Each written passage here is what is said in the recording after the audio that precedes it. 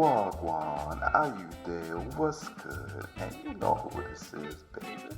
The number one podcast in America, dedicated to all you kings and queens of color, homies and homettes, shotters, woo gals, G-boys, and charges. The one and only Jerk Jollof and Collard Greens podcast.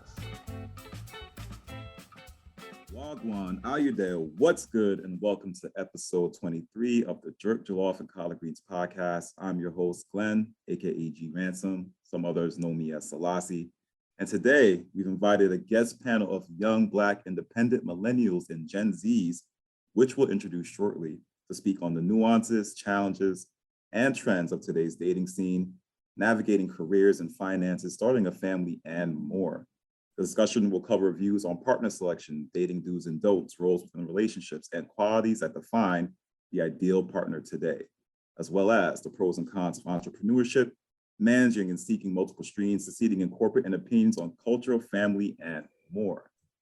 But before we delve any further, if you aren't already a follower or perhaps tuning in for the first time and would like to learn more about the show, then definitely check us out on Instagram at Jerk Jollof Collard Pod, where you can stay up to date on the latest offerings, announcements, and join the JJC community.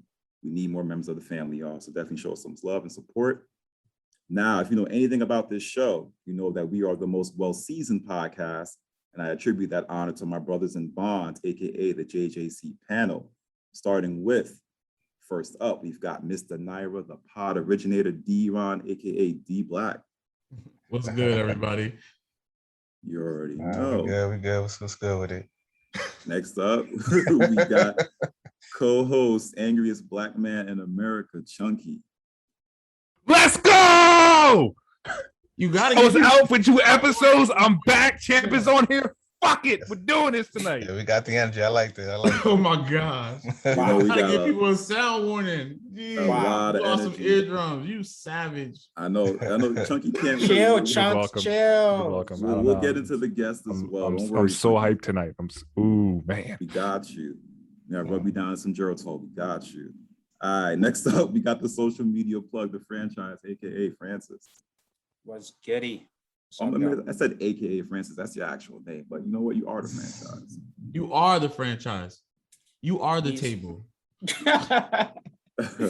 And next up, we have our in-house creative Hapo half amazing Mr. Wepa himself, Dre P. What's good, Dre?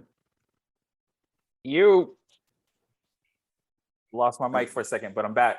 What's up? What's Look at poppin', that. man? Chunky coming back. Dre coming back. Yo, we got the whole cast back. You know what we have to do? With the Dre rest? left? Well, Dre's traveling. Yeah, I'm traveling. My mic disconnected temporarily as I'm getting See, properly Dre got the introed. joke. Because I was Dre's a panicking. dad joke person, so he got the joke. Of course. Because his mic Dre's back like he disconnected and never he's back. left. Oh, I got Yeah, it. we got good Wi-Fi over here. We got good Wi-Fi over here. Oh, fuck you. Oh, shot fired. I into definitely that. went out and dropped Get 'em. $200 to make my Wi-Fi better. So I think we're good Hey. now. All right, we'll see. And of Sounds course, better. last but not least, myself, your favorite yardie, humble extrovert, represent NYNJ. Find me on Instagram at G_ransom. Promote yourself and grow your wealth. And before we jump into the discussion and introduce our guests, we'd like to dedicate this episode's rep your shout out to the Juice Cafe Organic Market, which is a Black-owned and operated juicery based in Hackensack, New Jersey. Bop, bop, shout out my home state. Supplying fresh, homemade, and organic blended smoothies and juices, as well as health supplements such as protein powders, bars, nutritional supplements, and prepared and pre-cooked meal plans for those of us that like to eat clean but never have the time to do so. They're located at 260D Main Street in Hackensack, New Jersey, 07601, and they're open 7 days a week. You can check them out online at hackensacksmoothies.com or follow them on IG at juicecafe_260D. Now, we are talking about young Black independent millennials, Gen Zs, and their role and their experiences here today. So we've invited some friends of the podcast, some friends and family of the pod, to lend their insight and to help us really crack the bottle open on this discussion. So we're going to start off with the ladies, and I'd like to start off with Miss Danielle. How are you doing today? Hey, how you doing? Thanks for having me. All right, all right. And next up on the ladies team, we have Miss Chandra. And we'll get into a little bit more in-depth introductions as well once we get past the initial name calls. But let's go into Miss Chandra. Hi, hello everybody. Hello. All right. And for the representing for the homies, the testosterone in here, the fellas, we have Mr. Champ. Okay. Oh, Yes. snap. Okay. We here. We here. Sounding like a little chihuahua over there. We gotta represent Oh, that. God. Gotta represent that. I'm gonna have to reel See, y'all killer two don't in. waste no time. He don't waste no Y'all got time. chill. Out the I knew he was gate. waiting Yeah. for it. He was waiting for it. Coming for that neck. Yeah, and They be hunting. as you can see, there's some ties here. So let's get back into the in-depth intros where we actually learn more about our panel, our guest panel first. And let's start off with Danielle. Danielle, can you tell us a little bit about yourself, how old you are, what you do? Are you in the game? Are you currently available? Like, what's going on, Danny? Okay. Ooh, okay. Well, Danielle, aka Danny. All my friends and family call me Danny. I am a freelance photographer. You can find me at the @ excellence.photography. That's spelled EXCELLENSE photography. I am also a social worker by day. 30 years young, and I am Nixie. All right, thank you. We made for the old heads. We may need an understanding of what Mixie means. Mixie is, Nixie means there's people out there who might think I'm with them, but in my mind, I'm not. And Okay. I'm dating. I'm casually dating. There you go. Hold on. Hold on. I like that. Hold on. 1 second, Champ. 1 second. Nah, I'm about to get you on that. I'm about to rip me. I'm about to rip me. Let's get through the introductions first. Woo! And then you can drop your questions. Nah, nobody's safe. No. All right. That's what I'm talking about, champ. So We getting them Dre, early. thank you for the lookup because I definitely did not know what that means. So that means like an open relationship. Just so we can make that kind of clear. Like you're open. Yeah, casually dating. Okay. Casually dating. All right. Okay. All right. Thank you, Danny. She All right, ain't let's committed go. to none of your bonds. That's what she means. Be careful where you use that word, because if you go to New York and say you mixy, they gonna think Yeah. you drama. Mm. Oh no. That said, Chandra, let's get into your intro. Tell us a little about yourself, what you do, where you're from, how old are you? Yes. Are you in the game? So I am 25. My name is Chandrell. That's what you can call me. I am a teacher here in DC. And yes, I am also casually dating. So another mixie amongst our ranks, I see. Never heard this term before. All right. I mean, So says you- the man who doesn't know what OnlyFans is. Wow. Facts. All right. So Champ, let's get into your intro and then That's what let's I'm talk talking your about. question for the ladies as well. So Champ, tell us a little bit, why do we call you the champ? And then also what you do, what's your age, are you in the game, are you available? First and foremost, your boy, CHMP Champ, reporting to you live. Champ early, never late. Champ early, never late. Raised in Jersey, Ugandan background. I am a business owner of R&K Web Services, where we do IT services. I am a law student, aspiring lawyer, going to be a criminal lawyer, and I do comedy from time to time. Right now, I'm in my 30s. Can I just say it? Or why am I ashamed? Can I just say it? It's a beautiful thing. No one's stopping you. I'm just saying. I mean, Why why am I? I'm Say just it. saying. Sometimes, we get a little age conscious, but you know what? The big 3, 4. Forever young though, forever young. And I'm talking. I'm in the process of getting there.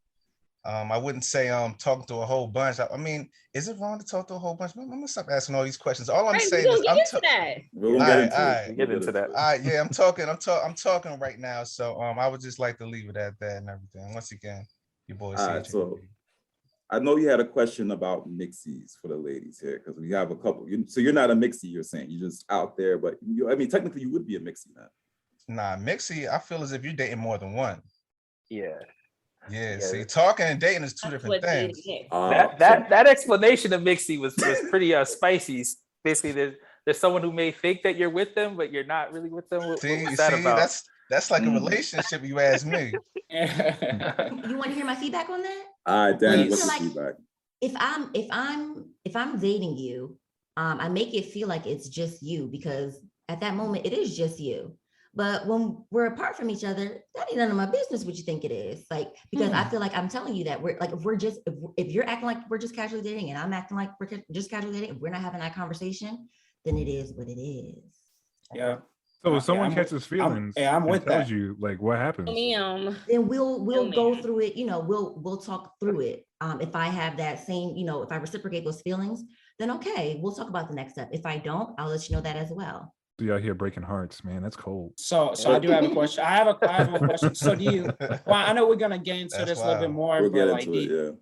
but do you tell them like, okay, I'm not, we're just gonna fill this out initially, or you just let the relationship ride the kinda vibe get there? sometimes. You just ride the vibes. Not always, Okay. yeah. I feel like if you tell people ahead of time, like, oh, I'm looking for something or I'm not looking for something, you're putting yourself in a box. And I don't really like to do that. I like to see how it goes. That's fair. That's fair. If you tell them up front, like, hey, this is what I want, this is what I don't want. You don't have to be direct with it or super direct with it all the time, but you can let them know, like, hey, I'm looking for something. I want to get to know you and I want to, spend these next couple of weeks, whatever. But like, I definitely can't do that. I got to let you know from the jump. Are we just, are we just getting to know each other? Like, you tell people like, you got these next 20 minutes. If it don't work, get the fuck out my face. No. It's not like next 20 minutes. Like it's more so like, hey, okay, off rip, just let me know how you feel. Like, what are you here for? Are we here because we trying to be friends with some, benefits? Are we here because you actually want something later down the road, or you just don't know, you here for the good vibes, getting to know me, But like, it's like, how do you know that off the rip though, if you know even what that person can bring to the table? You know what I mean? Like, I can't say that I want true intentions with you if I don't feel like you can bring that, and that's too. Got it. Let's go. Let's roll into the discussion now, because we're going to cover all of that. I think we were on fire at that point. You should let it roll. We should let it go. I appreciate the enthusiasm though. Like, I'm feeling this. I told this is going to be a really good episode. All right. So, Shani, you were speaking some truth not too long ago, but you did forget to mention your socials. How can we find you? Drop us your gems real quick. Yes, really important. Go ahead and follow me on all social platforms. All of them are the same, whether it's Twitter, Instagram. I even be on Tumblr sometimes, Pinterest, it don't matter. So it's at Chandrelly, @CHANDRELLLY. All right. I love it when people spell. That's my favorite thing in the podcast. Chunky has of course you do. He has a fetish for literacy, So. All right, so let's start with the ladies on this one, and let's start off with Chandrell, since you just finished there. Does your race or gender impact the quality of your dating selections or experiences? Do you agree or disagree with that? Why or why not? So in other words, do you feel like your dating experiences have been trash because maybe you're a Black woman? As a matter of fact, everyone on here is Black, by the way. I don't think we mentioned that, right? So you could guess Champ was because he has Uganda background, but yeah. Man, I'm pretty sure there's a white Ugandan out there. We just haven't seen him yet. And it's in the title too. It's a good point. Y'all didn't know. Yes, everyone here is well melanated and radiant. But do you feel like your race or gender has an impact on your selections and experiences? Why or why not? So to start off, I am female, Black, African American, non-Hispanic. I used to think that, yes, my identity used to impact my dating, but then I realized it wasn't me, it was my location. Because I've never had a problem dating in DC or a predominantly Black area. I've only had dating problems in non-predominantly Black areas. So I would definitely say that yes. It's like a yes and no. Like, I want to say no because, like I said, it's my location, but I also want to say yes because I feel like I've also been limited because I've been judged off the rip. Like, I'm sure we're gonna get into this later, but I only really date Black men, and that's not because I only preference Black men.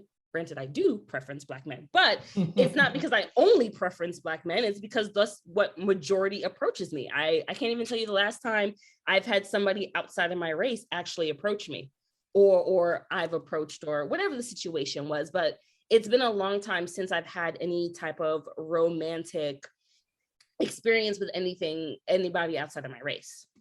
Okay, so are you down for some swirl action?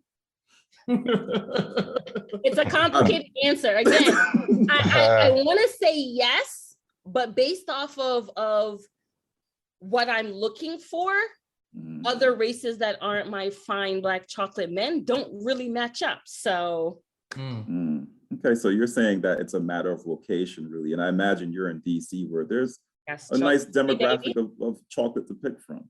Yeah, Chocolate City, right? And beautiful Black fit men are out here in DC. So ladies, if you're not finding it wherever you are, baby, brunch and happy hour is happening here in DC, and you will find your soulmate. Come pick me Come on now, up. talk to him. Amen.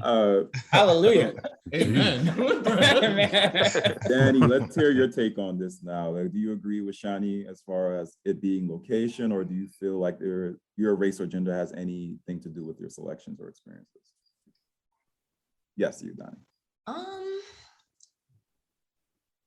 I'm going to say that I probably no. I don't feel that way. I feel like Shawnee, I only date, Black men as well. No other race really entices me, or I don't really have any interest in any other race, and they don't really approach me that much either. And gender, I feel like there's some advantages and disadvantages to being a woman in the dating scene. So I don't feel like that impacts the quality of my dating selections or experiences. I feel like people in general are the cause of certain dating selections and experience, because I feel like people kind of these days are low-key trash. And that's across the board, big across the genders, across the races. Wow. And so Big because we have such just like, I don't know, just like low morality these days, and just like a poor quality of people. People Yes, are poor quality these days, and that's why I feel like it's impacting my dating experiences, and I feel like that's probably why I'm more so hands off when it comes to dating.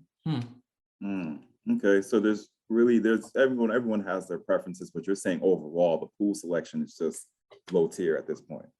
Trash. Pretty much. Wow, so it can just be anyone, doesn't even matter what the race is. It's just overall people as a whole are just not. I feel like white women will say the same thing, like their dudes are trash. Hindu women will probably say their dudes are trash. Like I don't feel like there's anybody who's going to say, oh, my race is like a quality. You know what I mean? I don't feel like that's going to be in any racist case. So I got a question for you, right?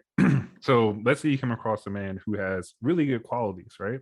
But there's one thing that you don't like about them. Do you end up turning them away, or you actually give them the benefit of the doubt all the time? What is that one thing? It's subjective, right? So it can be something that's very like small but big to you. So I don't think all men out here are trash. I don't think the dating game is that bad. Granted, I'm not in it, but like for the simple fact that for being a married, for being a married, for being real cool from the outside, right? Right. Let me finish. For being a married man, it's just like that means we're all trash, right? So like all of us aren't bad. I don't think Champ is that bad either.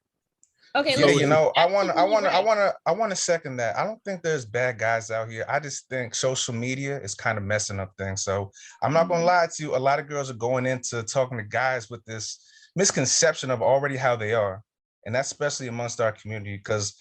And location does play a key too to second that as well, Sandy. Because I'm out here in Canada right now, and I see a lot of white couples holding hands.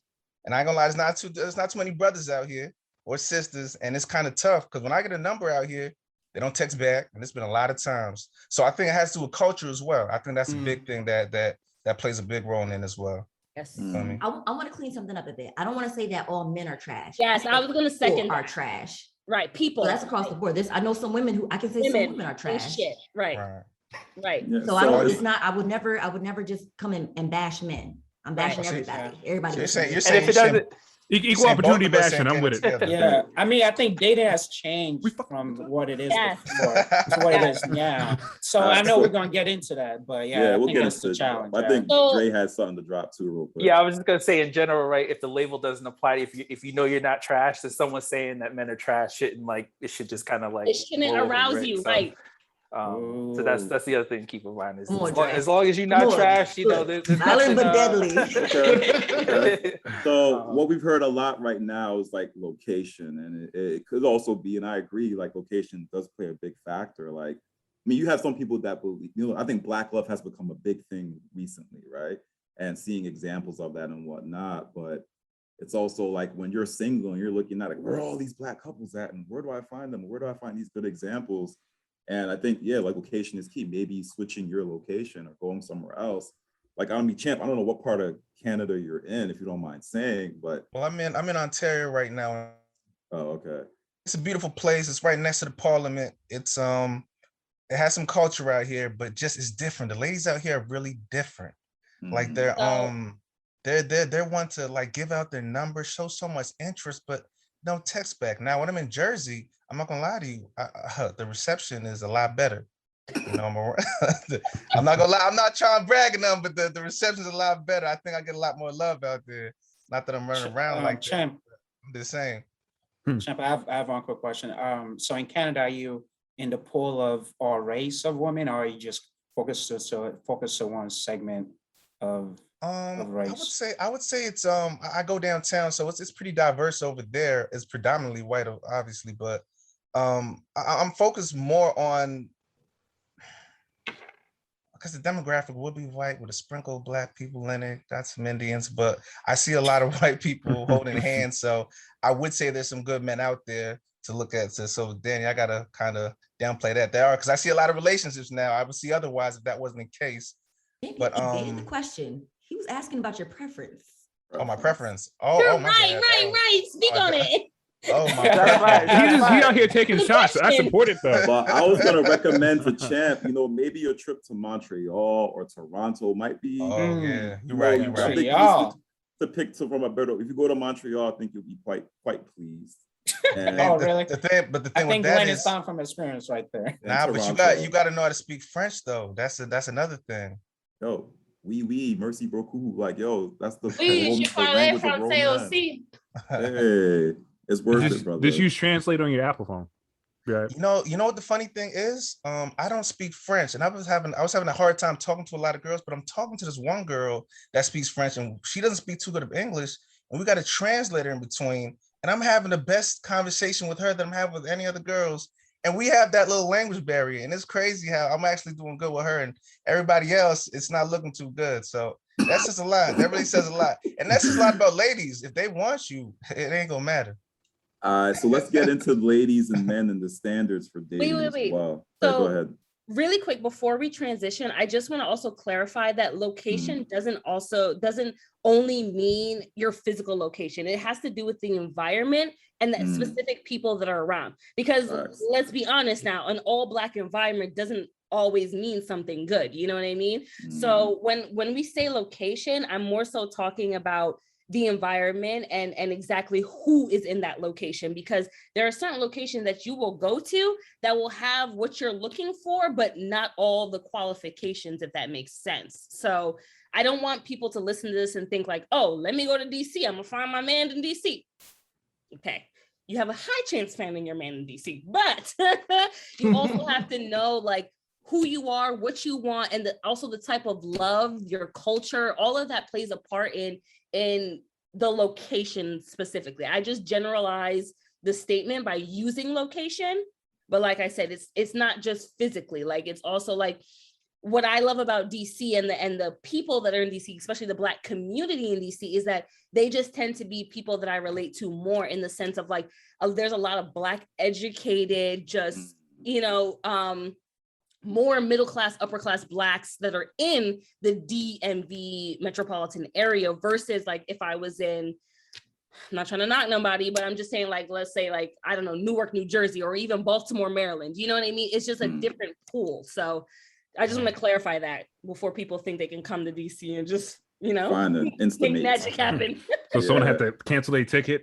Right? Go to U Street, right? Just watch out U Street. That ticket. Exactly. All right, so let's talk about dating standards overall then. And that was definitely good gems you dropped there, Shani. That's a fact. I think a lot of people tend to ignore that. And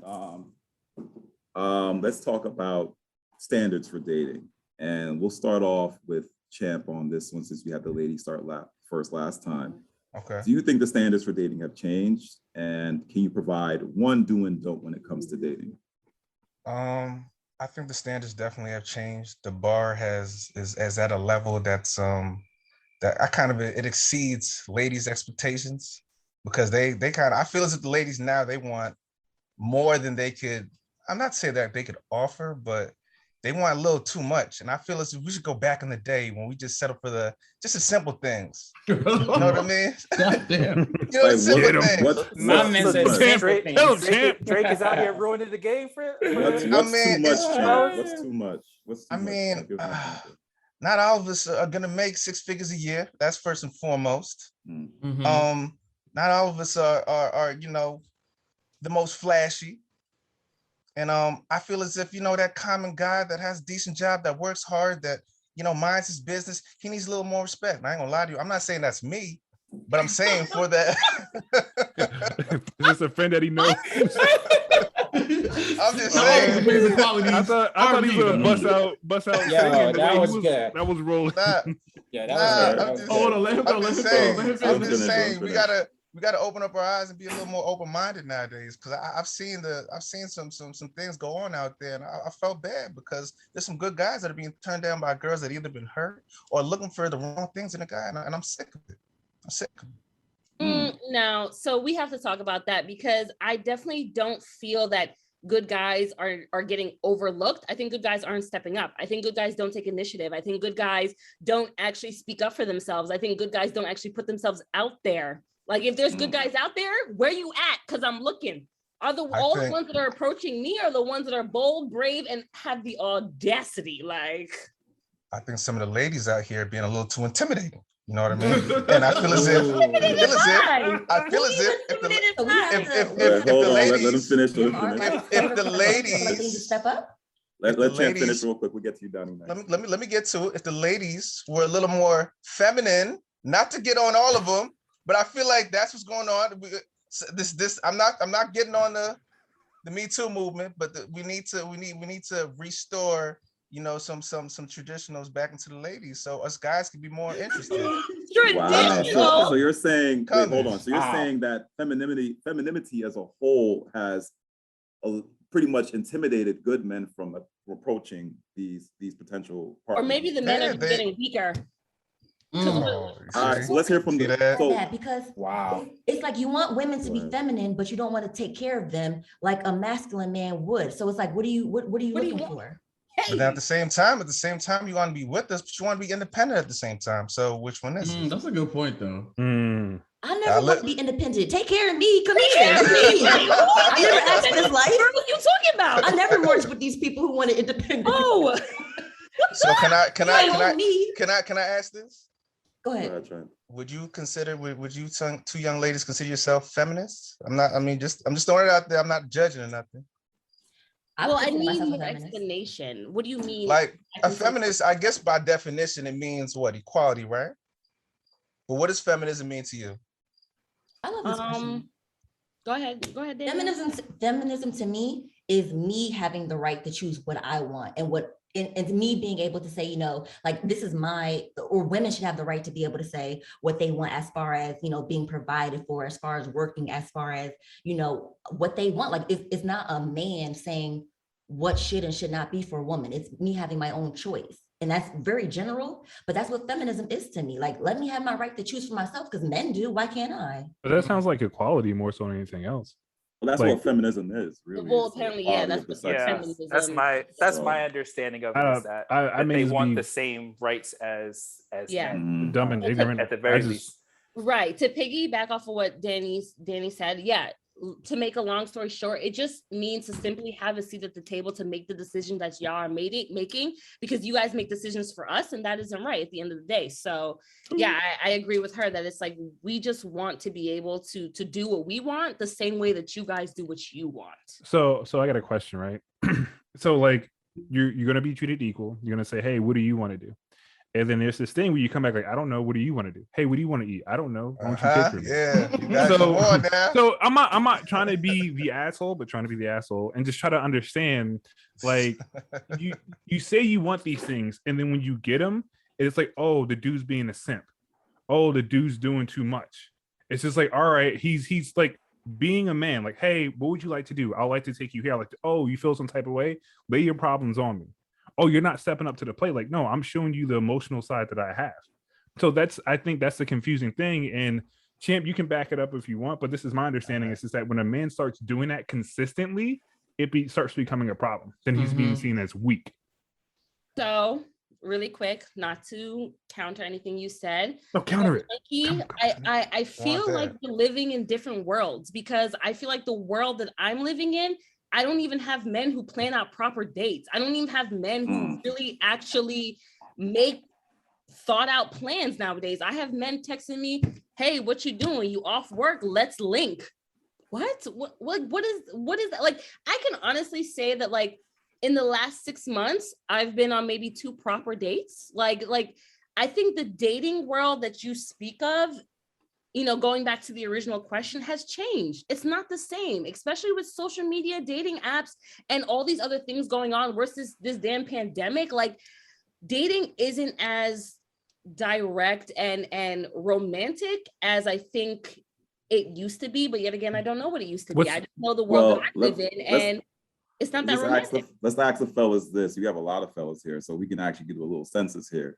And we have a lot of different age ranges also. How many of y'all fellas, I'm talking about my panel members too, have actually ever planned a date? I mean, like from beginning to end, from contacting the person. Let's do a little quick sense of how many of y'all have actually done it, so we can see whether or not that standard has actually changed. But I kind of feel like, I'm honestly, amongst my clique of fellas, I'm the only planner in there. So I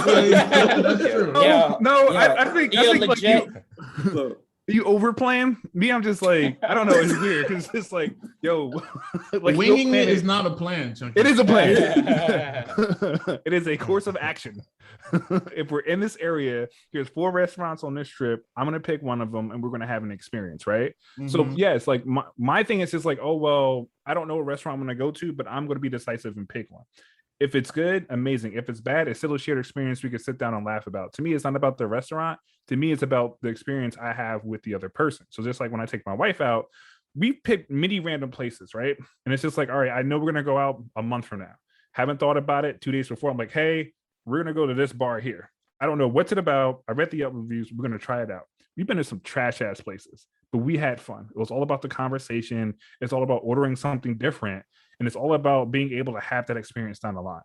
So when it comes down to overall planning, no, I'm not going to plan a month out. To me, a plan comes together 4 hours beforehand, but you won't know the difference unless I fumble it. For me, call me whatever you want. Maybe you call me certified lover boy. I've always been like really big on like trying to set up proper dates, especially if it's my first interaction with someone. So, you know, the last first date I went on with my wife, like I made sure I understood like what type of food she wanted. She was a pescatarian at the time. So I didn't want to just walk around and end up at a steakhouse. So I actually spent a lot of time thinking about what restaurant to go to that primarily served fish. So she was covered. So for me, I've always, especially for initial first dates and things like that, for me, it's like really important to like set the tone, right?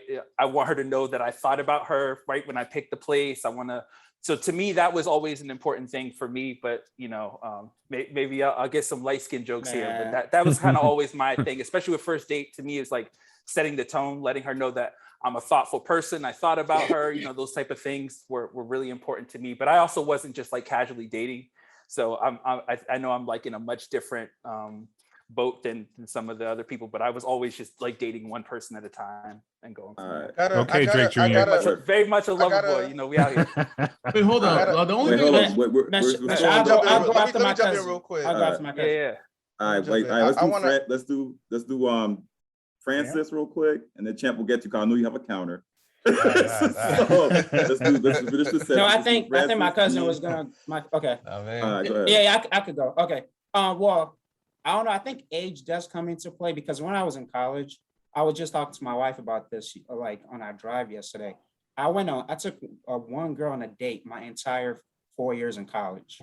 The other time I was just like, hey, what you doing? Want to come over to my room? We were just like watching movies, like nothing too serious. So like, but at the time I didn't realize what I was doing. I didn't know I was actually doing something bad though. It was not intentional, but everybody else around me was not doing anything special. So for me, I thought I was just doing whatever every other guy was doing. Until after college, and I realized, wow, you actually supposed to set up a date and do all this stuff. And when I got out of college, I started actually implementing that into my dating life. But to be honest, so I think age does come into play, your environment and the people you come around and the things they do and the example they set for among your friend group of friends does play a role in the entire process. But yeah, but now, you definitely have to set that date. It's a must, I think. So The only thing I was just gonna say is, I understand that there can be an expectation to have to want these dates set up. I'm a very traditional person. So even like with my wife, she always expects me to kind of plan things out, but that has kind of changed because again, it really comes down to the individual that you're with. Because when I was like opening the door for my wife, and I mean, Shannon, like she's not really about any of that stuff. She don't really care for any of that stuff. And if you start doing it for her, it's kind of weird. So it really does come down to everybody, like we're trying to put this whole traditional, non-traditional labels on it. But at the end of the day, it really just, again, it comes down to, the expectation from that individual, between two individuals, as long as you're able to manage each other's expectations, it should be fine.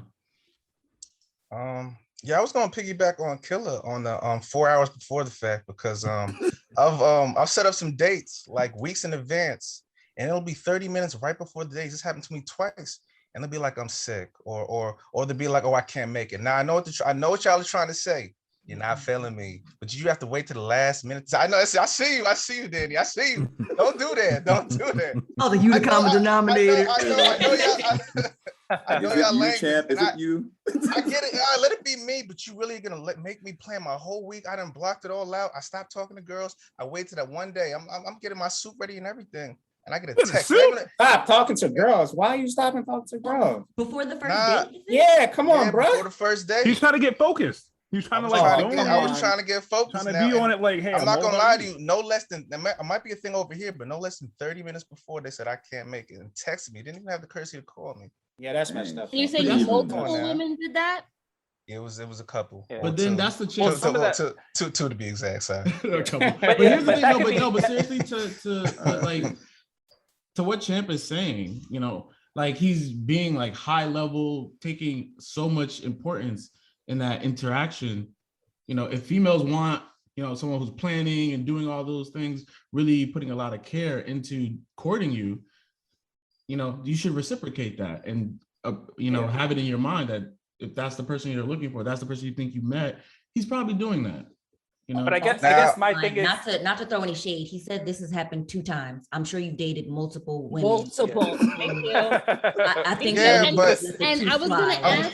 Guys love being heartbroken in the 8th grade and just want to have all life. No, women do the same shit too. If I had to look it up, pause it. We'll get to it. If I went down the mental Rolodex, I could probably pick up more than 2. I've had my fair share of disappointment. I ain't gonna lie to you. All right, so we'll get to Dre. I think you wanted to drop a gem. I was more gonna say, like, obviously that's really unfortunate. I guess to me, I would look at it on the flip side as like maybe you dodged a bullet. Like if somebody doesn't respect you enough to call you, especially if you've like, to me that's like you ended up not having to buy dinner for them. Like to me, it's kind of like you almost like you got lucky, right? They kind of showed themselves to you before the date, But to me, I think the biggest thing is just you should, for the men out there, if you should be planning the date if that's something you want to do. You shouldn't do it just because of the expectation. But check this out. Now I randomly hit up this girl and I tried something and I said, listen, free up your schedule. I'm taking you out tomorrow. I don't want to hear nothing about it. Just be ready. I'm gonna pick you up at this time. And let me behold, she was I mean, listen, some women really like that. Yeah, some women really like that. Right. I'm starting to feel like, Champ, your dating problems might be a you problem. I don't think it's a generalized. I mean, all women aren't the same, right? So some women are really actually gonna like that. Some women are gonna like the last minute, like, hey, just show up at this time and I got you. And I'm not some gonna other lie women want to plan. But it worked too. It worked too. She showed up. We had a nice little date. We had some tea. And everything was cool. Well, let's keep it real quick, fellas. For a fact, if you're really interested in this woman, you will make time to plan and set those dates accordingly. Let's be real. Yeah. No, I mean, but let's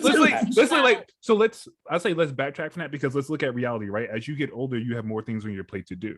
So even if you are interested in someone and something does happen to you that's work related and you have to cancel, being a respectful person, you let them know in advance, not 30 minutes before, like, hey, I was looking forward to this date. Work got called on. can we reschedule to another date? It's not me pushing you off, but realistically, this is my primary income. This is how I make bread. If I don't make bread, I can't take your ass out on a date. So we're gonna have to push it back. I think everybody could understand that. It's like force majeure. That's like saying, well, I had a date today, but my damn plate's funny. Like, I mean, we can't expect all these tangible things to happen at the right moment, right? That's true. Like, you can say, hey, yeah, that came up, but let's be real. Still, at the end of the day, you would still take that time to notify her, like, hey, something came up. So it all goes back to how interested are you in this person? But I mean, to set things up. So, Glenn, to piggyback on what you said, and then also Chunky, to go all the way back to the original question. The original question was about, dating and how we date and planning dates and whatever. But I want y'all to really sit down and think about how many girls that y'all have really reached out to talk to, and how many of them you actually planned real dates for the first time you met them. I think the we all first have. time. I mean, like, listen, this is gonna sound like an asshole statement, but I tell women, go ahead and touch that. You feel that? That's husband material. So anything I do for you is going to be amazing. But come on, let's keep it real though. But not every girl you meet you want to date though. Like there's some other girls you just want to hook up with. It's nothing. But like you tell them you want to hook up. And some, right? yeah. Do y'all tell them you want to hook up? Or do y'all do what you want to do to make the hookup happen? So let's be real, right? So if a dude came to you and was like, yo, I'm just trying to hit it and roll out, you gonna respect that? Or you gonna have a problem with it? Listen, I will respect it because it's honest. Will I be okay with it? Will I be happy about it? No. It's a choice. Then you have to end of the day, I will prefer you to just tell me, hey, I'm looking for a good time. That's my decision to what I want to do with you. But if you leave me on talking about, oh, shorty, let's go out, I want to get to know you. We boom, boom, and then you out. No, that's not how that works. So I'm gonna flip it to the other side, right? So you get a dude that's like, hey, I want to go out with you. I'm gonna have a good time. I'm gonna go to the shrimp restaurant. I'm gonna put my coat down when there's water, so you can walk right over, like that? And I'm gonna carry you. You're like, oh, this dude's just whatever. Like a dude's gonna come out and be that man. He's not like, some dudes aren't just straight up like alpha males in every setting. Right. They may show some little like being submissive to show that you're a little bit better than them, right? To give you that power, to give you that authority for you to wield that wand and say, all right, this is what I'm gonna do. This is how I'm gonna do it. But you look at it as that man not being strong enough when all he's really doing, like, it takes a lot of strength for a man to submit to anybody. So when he's submitting to you, please understand that's giving you the strength and it's giving you the power when he's putting himself on the back burner. When you take advantage of that, then that causes the problem, right? Well, I mean, my only thing is, like, to me, those are just like courtesy things, right? Like, if you're interested, it's not a matter about submission, because from there, we're loading these words into it, right? Like, oh, that's simp mentality. If you do this, well, not a matter of fact, it's just a regular adult stuff to do. Like, if you're a respectful individual, this is all things you're going to do regardless. It's not about submission. But I mean, on the flip side of that, we do have some ladies out here that will just go on the date for the meal. Like, let's be real. They'll accept the offer, say, oh, thank you for dinner. I have no interest in you, and I'm out. Just Netflix and Uber Eats. It's a real thing. Well, I'm not gonna lie to you, that could be a little problematic if you're just going out for that meal, because some guys feel that meal comes with something. I'm not saying I'm one of those guys, but I've seen it before. It's like, oh, a meal and I can't take you home or chill with you a little more after that. Some guys get a little offended by that. Well, I think it needs to come out of good intentions. I think those who get offended by you not wanting something physical after a meal, those guys might not be, a little sane, but you need to have good intentions. But when you go out with somebody, you shouldn't go out with somebody for a meal. Like, get your own bread. Like, if you like what? That shouldn't be a thing. But again, I don't think that's the majority of women. I don't think that's majority of your people who are dating, looking for something or whatever the case may be. I don't think that's the majority of people who are doing that. I feel like that's a select few. And I also feel, correct me if I'm wrong, I also feel like these are people you can weed out. Like, I feel like you can easily weed out those who are looking for a meal and those who are actually trying to get to know you based off of just a couple of simple conversations. Like, someone who is trying to go out for a meal is never going to ask you anything about you. They don't give a damn. But if someone's actually trying to get to know you and they're like interested in you, that's the person you need to be taking out on a date. Not the person who looks good on Instagram and you hit up and they just responded. You know what I mean? You need to actually look at who you're interested in and actually figure out that person before you start making this assumption about the generalized female population, because I feel like there are women who obviously portray these activities where they go out just to get things, but I also feel like men let these things happen to them. And don't get me wrong, women do it too. We let ourselves get in some type of relationship with somebody that we know doesn't actually want us because of how they, people will show you who they are. You just have to actually believe them. You have to actually believe them. Yeah.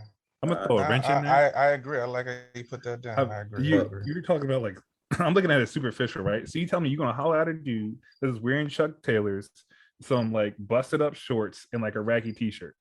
He has the best personality. That's not really That's what so now we going back to like you're superficial too, right? So here's a dude that's amazing. You catch him on a bad day, he trying to holler at you, right? And you just like, nah, you ain't got the right shoes on, you ain't got the right pants on, you ain't got the right shirt on. So like we talking about actually getting to know people. Do you look at what's on the surface first and do you proceed forward, or do you let them talk to you first and figure it out? Well, I think we could. Yeah. Well, actually, let's get into situational. Period. I think everything is situational. So facts, because I mean that could be a matter of preferences too. Like, let's get into the dating do's and don'ts, and let's top it off at your one do and your one don't, so we can actually answer that question. Because like for me personally, I think one of my big dating do's is, basically to use that time wisely. Like, have meaningful conversation if you're looking for a meaningful relationship. Make your attentions up front. You know what I mean? If you want to have any success in it, and success doesn't necessarily mean you bring the girl home that night. That could also mean that you dodge the bullet as well. So I think probably one of the worst feelings is to have somebody that you're courting and dating just to find out they're not serious about you, a year later, months later, weeks later, and you're fully invested. And my one big don't, my biggest pet peeve for dating is if you show up late, like that, because I know how important time is. Like, I think, showing up late is kind of resembles that first impression you want to give, which is also folded into your appearance. Like, if you go on a date, you showing up in some busty wear, then to me, that tells me you don't really care much about yourself. And you don't really care about the situation or the appointment, the day. Like, you're just here. Most ladies don't tend to do that, but even for the fellas, if you show up to the situation and you're not trying to dress to get that impression, then you probably doesn't really care about the whole situation in the first place. So like, Danny, let's get into your do and don't for the dating scene. I feel like mine is pretty general, but my one do is just always be like open and honest. And my one don't is don't ever lie, because if you lie to me one time, I will be able to add it up really, really quickly, and I will never forget it. And everything you say has always been a lie. And you're just gonna be like, just don't ever lie. Don't ever. Oh, Jesus. Damn. Tell them how you feel. Someone sounds hurt over there. I know. No, it's because it's like I'm so down to earth. Like I'm really like I'm open about pretty much half my life, So I may omit, but I'm very like, if you ask me something, I'll tell you. I'm not going to just free willingly give you information, but if you ask me something, I'm going to be upfront. So if I'm asking you something, be upfront. You never have to lie to me. Like, who am I? What are you afraid of? Tell the truth. Right, we're adults, please. You think I'm lied to anybody before? Yeah, that sounds like a slippery slope. I don't that lie. Sounds like a very slippery slope saying. You never omitted the truth about. Yeah, I want to speak on that. What about that omission? I'm not going to give up information if you don't ask for it. But if you're asking me something, I'm going to tell you the full story without omitting any facts. What I got to lie for? Who am I scared of? Can we test that right now? Who beat me? You said what? Beat me up. Period. Ain't no one gonna be like, why? If we gonna fight, I'm all about it. So we throwing hands. I'm here for the violence. Way. We can do it. Oh, yes. But nah. Can we talk about the omission? You said you omit some things. Like, what are some things that are okay to omit? But let's get back to the do's and don'ts real quick. I think we had like. All right. I'm about to say you want to talk about don't lie, but you don't want to talk what you want to admit. I'm on you. Shani, what's your big dating? I can't wait for this one. Okay, so when it came to do's and don'ts, I mostly was thinking about myself and what are my do's and don'ts. So something that I do, which is I think is a little bit frowned upon, but I need to do it for my own self, is that I have light politics talk, because I need to know where your head is at. I need to know who you are morally, especially as a Black woman in America.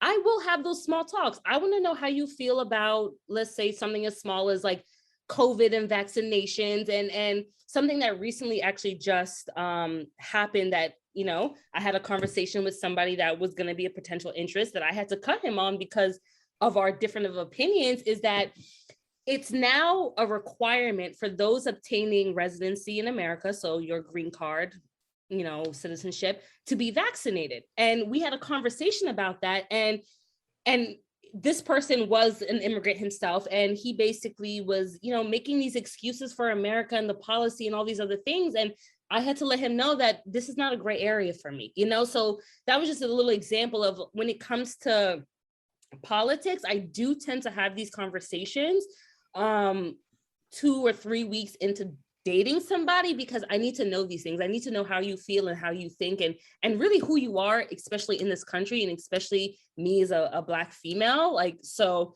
one of my do's is talking like politics. Okay. My don'ts, I personally do not do dating apps. I do not get on Tinder, Black, or anything of the sort to look for serious relationships. So I don't know. I just want to tell you, you should not close that door. That's how I met my wife, and I know a lot of people meet people that way. Online dating, you shouldn't. Okay. You should be open. You should be open is all I'll say. I know it's not as simple, but just be open, I would say, is my 2 cents. So a little bit of I have my own personal phobias when it comes to dating apps. So that's personally why I don't do them. Not because I think that they don't work, only because I just, like I said, have a lot of phobias around them, and I see more cons than pros. And that's personally why I just stay away from them. Plus, my personality type, unfortunately, I have that insecurity where it's like, I don't trust people. So I'm definitely not going to see you over the internet and have conversation with you, la-di-da-di. Like, I don't need, unless I know you, see you, and know you as a physical person, you're not going to get anything about me over the internet, you know? So that's we'll touch on that too. There's a section for that also. I just want to say it real quick. All right, Champ, big Champ Early. Yes, indeed. Inform the ladies, what's your dating, and the fellas too, dating do's and don'ts, so the fellas can learn from you, like, this is what you don't do, this is what you do. What's your dating do and don't? I think my do and don't is the same thing, because I want to go back a little bit, because these cell phones are something else. And when we're on a date, when you're on the phone, like majority of the time, and you're just texting, and I'm here trying to build something with you, every 5 seconds you go into your phone and it's this, and it's just like, wow, like you only spent like a little bit of time, because the whole time you were just on your phone. That's a big don't. So what I do is I always turn my phone off when I'm dating, and I make sure they have my undivided. That phone is big. If we're talking about the dating scene, and I definitely try to ask a lot of questions, because, you know, being a good listener is one of my, strong trait of mine. But when I don't ask questions, I feel like it comes out later, and it's like I could have got all that out the first day had I just asked a couple more questions. So fellas, ask some questions. Don't be nervous. Don't be scared. They want it. They want you to know. They want to know where your head's at. So I would just say, come on now, peek into their brain a little bit. Ask some questions you might be scared to ask, and just get in there now. Don't be just get in there. They want that. I love you so much, Champ. Romance is real. That's the first time, Champ. That's the first time that Chunky's ever flagship Champ. So. Yeah, that's the first time you saw me. No. There's other times. There's other times that I have.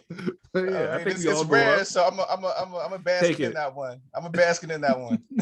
So you had a counter on the omissions piece Danny made earlier. So I want to touch on that for a quick. I'll give you 60 seconds to touch on your soapbox real quick. So what's your deal with the omissions? You feel like, you're either upfront or you're telling the truth, or is like you said, ask those questions, right? So. Well, I say ask those questions, and I ask about omission because some people see omission as lying as well, because they feel as if you would have just told me, because that would be something we want to know. Because why would you need to omit it then? So when you're saying don't lie, I think omission goes hand in hand, and it's not adding up. It's not adding up. A lie is if I'm asking you something and you're not honest with your answer. An omission is if you're not asking me something, what am I going to tell you for? What do you want to know? Like you said, ask those questions, because if you're not asking those questions, I'm going to assume you don't care about certain things. You know what I mean? Because not necessarily. when I'm dating, but personally speaking, because this is my opinion. When I'm dating somebody, if they want to know more about me, they ask me questions. And I take that as, okay, I see they're trying to engage me in these questions. They might be trying to take me seriously. If they're not asking certain questions, I'm going to assume we're on the same page about just being like open about things. You know what I mean? Like we're casually dating. So I don't feel the need to tell you all my business if we casually dating. And one thing about omission that, just to kind of clarify, so I guess there's what you're thinking about, Champ, maybe, and it's like if someone asks you a question and you give an ambiguous answer, right? Then they're not really telling you the truth, right? But it's one thing if in Danny's situation, if you ask her something and it's personal and she's like, well, I don't want to talk about that, or I don't want to answer that question. Yes, it's a form of omission, but at least there's reasoning and there's justification with it. So I wouldn't consider that like lying. So I can plead the fifth. Well, so like, well, what's your favorite color? I plead the fifth. There What do could you be like? some, I plead the fifth.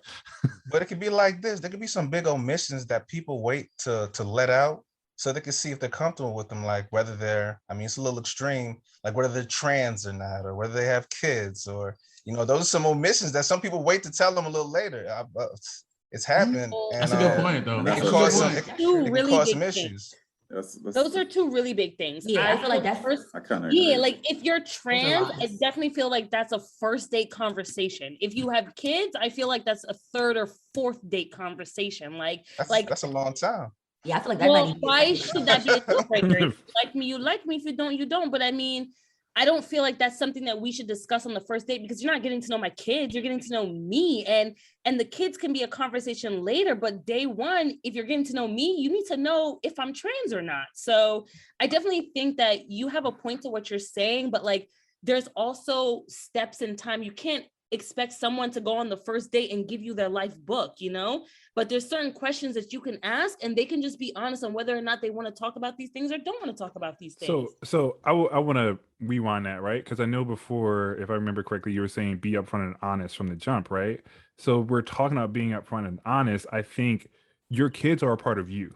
So that's an important conversation. Yeah. So if you have kids, I would say just say that in the beginning. That doesn't change. Like if that changes how I feel about you, then I'm not the right person for you. Exactly. So if you're well, let's be real though, and I could speak from experience as well. And I see where Shandy's coming from. Like, yeah, to reveal that you have children is honestly a big step because that's a part of you that you're revealing. Like that does, of course, elevate the nature of the relationship as well. Yeah. But I can understand why somebody would not want to reveal that right away, especially if you don't know where the relationship's going. It's kind of like opening the book up to your life and you only met the person one time. But like if I met you, that's also a thing that I kind of feel like, let me finish real quick, that people need to warm up to as well, because let's be real, a lot of us that are single men, you know, probably in our mid-20s, early 30s, not a lot of guys come into relationships saying, yeah, I want a single mom.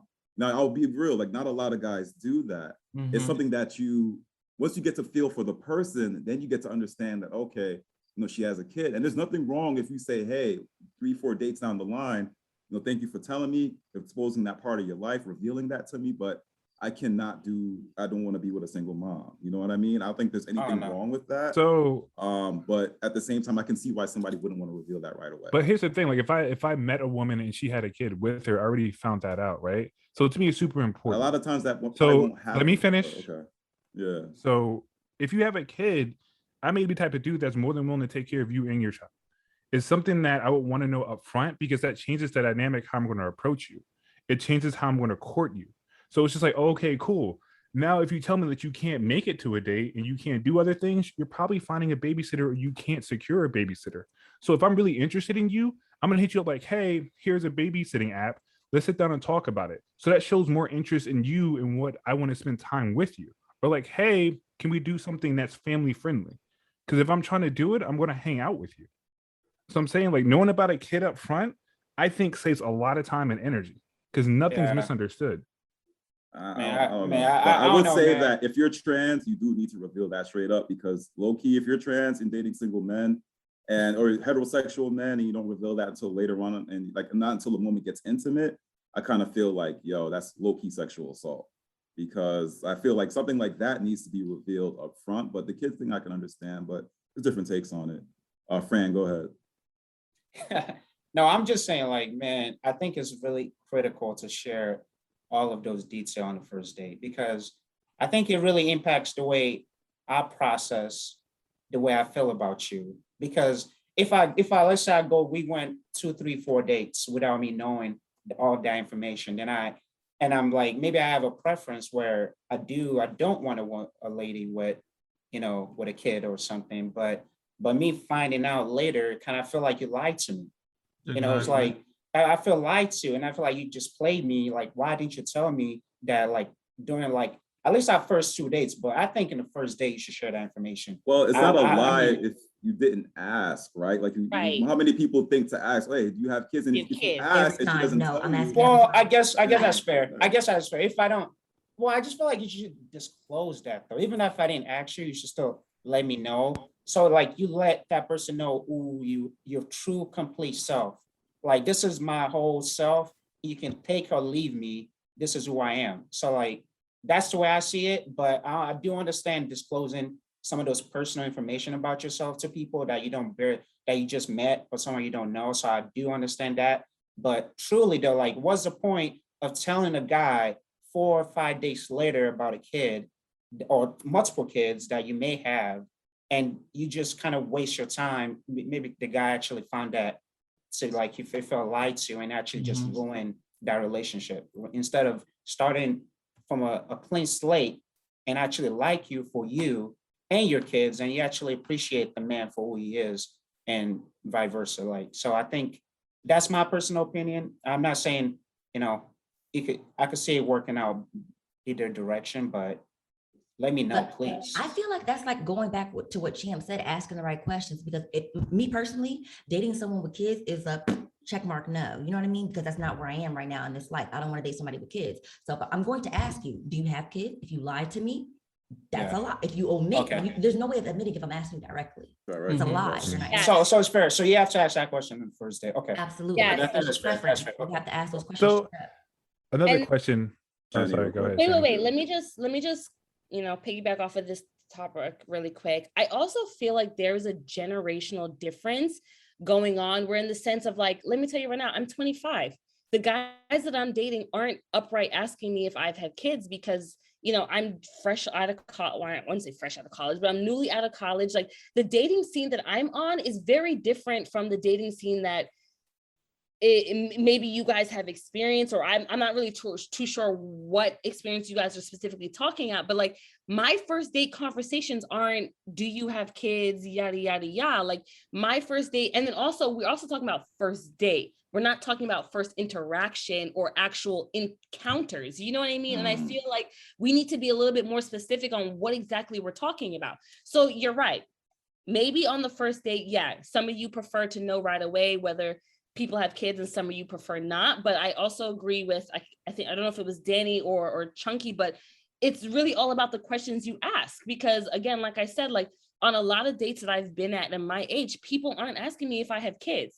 Granted, I don't have any, but if they were to ask me, I feel like it's situational it's not really situational. I would obviously tell the truth, but, like, there's some people who don't want to, I guess, omit certain things about their life until they feel comfortable with a certain person. And I feel like kids are one of those conversations where it's like, you don't know how somebody feels. You know what I mean? You don't know what situation they're in. So it's like, as granted, you want that upfront honesty, yada, yada, yada. But, like, I think, again, it really comes down to, if you ask that question, you know what I mean? Then that's, the response is what you get. But, like, also, if you don't ask that question, don't expect people to just jump up, and especially people in my personal age group, 25, 26, or even younger, to jump up and be like, on the first day, hey, yeah, have a kid, yada, yada. Because let's be honest now, at this age, it's normally a conversation around that. And it's like, people don't really want to have that conversation. And so as well. Yeah, I definitely just feel like it's a generational thing, and there's also just a preference thing. So I got two things. One, to loop back in a sense that when we talk about certain things that people should reveal without having to ask them, or asking them, if you're asking someone if they're transsexual, that's kind of hard. Maybe they had some things in their past. Like, do they really have to answer that question in that moment, or can they come back to it? And we can answer that later. I think that's a really tough question. I don't think everyone's thinking it's like, okay, any person I talk to, first question, are you a trans? Yes or no? No, we're good. Yes, I'm out of here. I'm done talking. So that's I think it's a very sensitive level. Now, to jump forward to be funny, I was just going to go back to do's and don'ts. For me, a do, put that fucking WAP on me, right? So I want to be like, yo, I'm all you're all I'm thinking about. This is all I want to do with you. Like, I'm only focused on you. Second, as a don't, Wow. it's going to be WAP stands for wicked ass personality, by the way. Oh, okay. or wings and pizza. Wings and pizza is what I know it as. Wings and pizza. That Cardi B song? Yep, that's what I'm talking about. How you think I got my wife? My wife is amazing. Other thing is don't stray away from your emotions, right? If you feel some type of way, you're going through something, express that.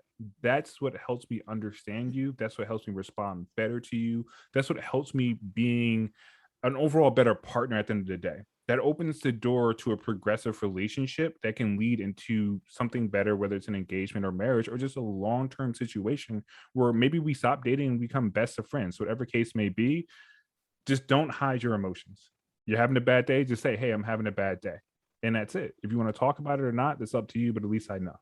But things got too serious, so I had to break it up. So one thing, I don't know what he was talking about with this whopping and popping and whatever, but the one thing that so with the do's and don'ts, like the one thing I just kind of noticed a theme, right? Like it's knowing what you want and what you don't want, because regardless, we have things where like you have your preferences. And, on your preference list, what your top priorities are. What you absolutely cannot stand, and there's nothing wrong if it's, something that maybe might not be socially acceptable or whatever. But if it's what you want, be real to yourself. Go after what you want. Don't, ask the questions based on what you want. If the questions don't align with, what your expectations are, that you may be wasting that other person's time or wasting your own time. So it's very important to be as transparent as possible, know exactly what you want. And I mean, if everybody does that, that will really mature up the dating scene. Because I think it's a lot of people getting into relationships or dating, but not necessarily, with the mindset that I'm actively dating. Like I'm trying to pursue someone. I'm trying to establish a partner. So if you continue to approach it from that mindset, and then you're just figuring it out as you go, it really reduces your chance of success, Okay. I think Dre has something to add, or Champ, Fran. No, I was just gonna say, I think Deep Black summed it up perfectly. It's really, I just also want to, for all the listeners, like I know we're being very explicit in like our terms, but to me, the biggest thing is just like you said, knowing what you want for yourself. There really is no right or wrong thing. So I know for everyone, kind of, they have different things that they want to open up about sooner or later. But just know that if you don't open up to someone about something and you tell them later, they can react to it however they want to, and that could potentially put you out of the running for something as well. So I guess just on both, that really kind of, it works on both sides as well, right? That someone can, if you do withhold something like maybe having a child, that when you do bring it up, that could, cancel you out, right? For someone. So there is the other side to that as well. Okay. Danny, I think you had a question. Yeah, I mean, this is a little bit off script, but it was actually, I thought of it after Chunky made his statement about being upfront with whatever you're going through emotionally. And I just want to know, like, what are your opinions on what is the best time to disclose if you have some type of like mental health needs or something like that? Like, I know that that's still sort of like a faux pas stigma. So when do you tell somebody like, hey, I have anxiety. Hey, I go through bouts of depression. You know what I mean? Like, is there ever a good time to tell somebody something like that? Mm-hmm. That's a good point, because it's hard to talk about that. It doesn't sound attractive. Mm-hmm. Yeah. And I would say, like, ultimately, I could see how someone would feel like mental health, pregnancy, like those are stigmas, right? Like, oh, this person has a mental health issue. They must be crazy. But that's not even necessarily the case. Mental health, wealth, and wellness is something that we all deal with, and understanding, that's a good question you raise, when to reveal it, and, understanding that there's stigmas associated with some of these things. And if we're kicking ourselves out of the race early, especially if you're genuinely interested in the individual and something as sacred as your children, your personal issues, that's something that you may want to hold on for a little bit until you're comfortable before you reveal it, because you don't know what the reception is going to be, and it may not even be worth revealing. So, yeah, Yeah, like agree. Like, you know, it definitely, you should, if you have kids, even if you're going on several dates, you're taking the person seriously and they don't know, they haven't asked, and yes, you should let them know, like, hey, I do have children, especially if you wanted to go to the next level. Hopefully they can embrace that if they're interested. But if a man is not interested at the end of the day, or a woman, you know, somebody has an issue, I don't think they're wrong for that either. If it wasn't a question that was asked and then revealed. So no, Chunky stepped away. So we'll get back to that. And we'll probably even drop it to the public as well. So our JJC community can chime in on that also. But let's get into what needs to be established first before the date even happens, and that's attractiveness. So essentially, you know, what we're attracted to can ultimately lead to probably our dating experiences, why they flop or why they go well. Champ, maybe you're searching for too many yams. I don't know. You know what I mean? So it's just listen, that's a quality that is not, you don't have to have it, but it's a plus. It's a plus. It has to be back there. So let's talk about it. What's your top three? What the attractiveness? What's your top three? Like, what's like going to lead you to get into that situation? Well, you know what? We talk from eye to eye, so that smile has to be, you know, the smile helps. You know what I mean? Having a nice, bright smile says a lot about you. You know, how you take care of yourself and everything like that. We're talking about physicals, right? The physicality. Anything, whatever attracts you to the individual. Oh, I would say, if that's the case, your top three. So physical, the appearance, the nonverbal communication has to be there, right? The eye-to-eye contact, the smile, the nod, the hair wave. Everyone does it differently. I think sisters, you know, I'm not sure how sisters do it. But I know particularly for white women, they tend to flick their hair a lot. They like you, but that may not be all, but sisters, they tend to. What? I would say, a girl with a sense of humor, a girl that, you know, laughs at my jokes and everything, you know, a girl that good, you know, we could hold a conversation with. Those are some qualities I like and everything, you know, not having that pause in between and thinking like, damn, what should I say next? If you could really go a long duration of talking with a girl and you don't have to really pause too much and it's flowing like that, then I think that's a great takeaway right there. What if your jokes aren't funny? You still expect them to laugh? They gotta laugh at my jokes. You hear what the baby said? My jokes, money or not. Money or not. So let's talk to our ladies. What are your qualities of attraction? What attracts you to the individual? What are your top three? I'll start off with Danny. So many things. What do I choose from? Well, I mean, personality-wise, it's definitely like a sense of humor, being able to just like communicate. And I'm really attracted to entrepreneurs, I'm finding out, which is really weird. Because they tend to struggle a lot sometimes. But I just love the go-getter spirit because I'm an entrepreneur too. So I feel like they understand, like sometimes I'm going to be busy. Sometimes I'm not going to be able to, you know, go out or answer your phone calls. You know what I mean? They understand my hectic schedule. But I feel like physically, I'm sorry, I'm gonna be one of the basic girls. I like them tall, you know, like I'm 6'4" and up. You know, like I'm dreadlock. I have dreads. I want my man to have dreads too, and just like a nice appearance. I know I got a little ratchet just now, but like that's what I like. I like It's preference. It's all good. Yeah, it's your preference. I mean, every guy in here is out of the running anyway, but. You know, well, almost every Dre is 6'4.5", but Dre is married. Oh wait, he got a whole wife. Man, what's going on, man? I was thinking about the height. Listen, Dre wife, I didn't say it. He black said it. Okay, keep me out of it. Come on, cuz. Don't get I just focused on the height. I just focused solely on the height. About to get him done up. Champ, you're like 6'5", 6'4", right? Nah. No. Like Tim's on, right? Yeah, maybe, but like. Ain't you like 6'1"? Nah, 5'11", 6 flat, like in that area. Man, what's up with all that hair, man? I see those hair back there. Nah, I don't got nothing. I got the little Caesar. I got the Caesar. So Shanny, and I think there's like nothing wrong with preferences. I think a lot of guys hear that ultimately, and every guy 5'11" and under, or 6 feet and under, are like, damn, really? But I mean, let's be real. Preferences and standards are a real thing, and you know that may not be that the person you end up getting will be 6'4", but again, because that's a preference. It's not like it's not, set in stone. If I Right. meet somebody who's cool, who's 5'9", we could be friends. Wait, so that means he's out of the running. We can be friends, she says. My homegirl. Oh, wow. Damn, he has an amazing personality. He's a great I know, right? entrepreneur. Everything you want in a man. 5'9". I know he Wait, got oh, dreads. 5'9"? Like, come on. Nah, I'm Friend good. zone, real Pass. quick. Hard Jeez. pass. I like how you tried to walk it back and then you I know immediately it. She did friend zone hard. Dang.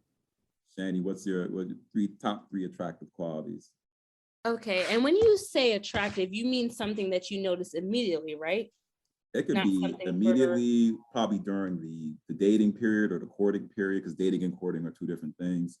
It could be. Well, I'll go ahead and just give you my attractives off the immediate. So maybe like the first one or two interactions. I will say I definitely like a man. It doesn't have to be anybody super tall, but me as a thick shorty, you know what I mean? I like somebody who is comfortable with their size so that I can be comfortable with my size. And that sounds weird, but I promise y'all, like, again, in the dating scene, I can't have somebody who's insecure with their size. So that's why I tend to, date men who are taller than me for the simple fact to avoid that. You said it more eloquently than I did. That's what it is. That's what it is. That's major keys right there, bro. Yeah. Hope y'all listening. I just thought you all wanted basketball players, Right, because I've dated short guys, but like these short guys need to be able to handle themselves and more importantly, handle me. Like And handle that's themselves like in a where fight or like no, like don't be insecure about your height. I don't mean fight. Okay. I'm making sure. Okay, next. A little personal preference of mine. I like foreign men. I like men who have culture to them, and I'm not knocking my Americans or anything. I'm just saying that, I come from a background, a different background outside of America. So it's just easier for me to relate with those who also come from similar backgrounds. And then I also need to be able to have like an engaging conversation. Like if I start talking with you and you ain't talking about shit, then cut it. Like you're not grasping me. I need to be able to have a conversation that grasps me. So definitely good conversation. I like foreign cultured men, whatever. And then I also need somebody who's secure with their size. Damn. So them dudes hitting the DMs better know what it is before you even start. Well, I tell people up front, like, listen, I'm a thick shorty, so let's know what. Is that on your Instagram, like your little like status, like I'm a thick shorty, so you better come with it. Hashtag. Pull that shit. Listen, I don't gotta say it for them to know it, okay? Shake like dumpling. Yo, so let's talk this. Okra and steamed fish body. Oh boy. All right, so let's get into some of our MVPs here that are out of the game. I guess for my question for the fellas here that are married, you think about your attractive qualities, how many of them do you think your current partner hits? Or your partner hits? I'm not gonna say current partner hits, but how many of the qualities, not saying you guys got a plan B sword, how many of the qualities does your partner hits? And is there any realism to these qualities, you guys think, overall? Yo, that's a really good question. I think, one thing that Danny said earlier is like, we do have these preferences. We all kind of have like close our eyes and we have like an image of what that person is and all the things that constitute that person.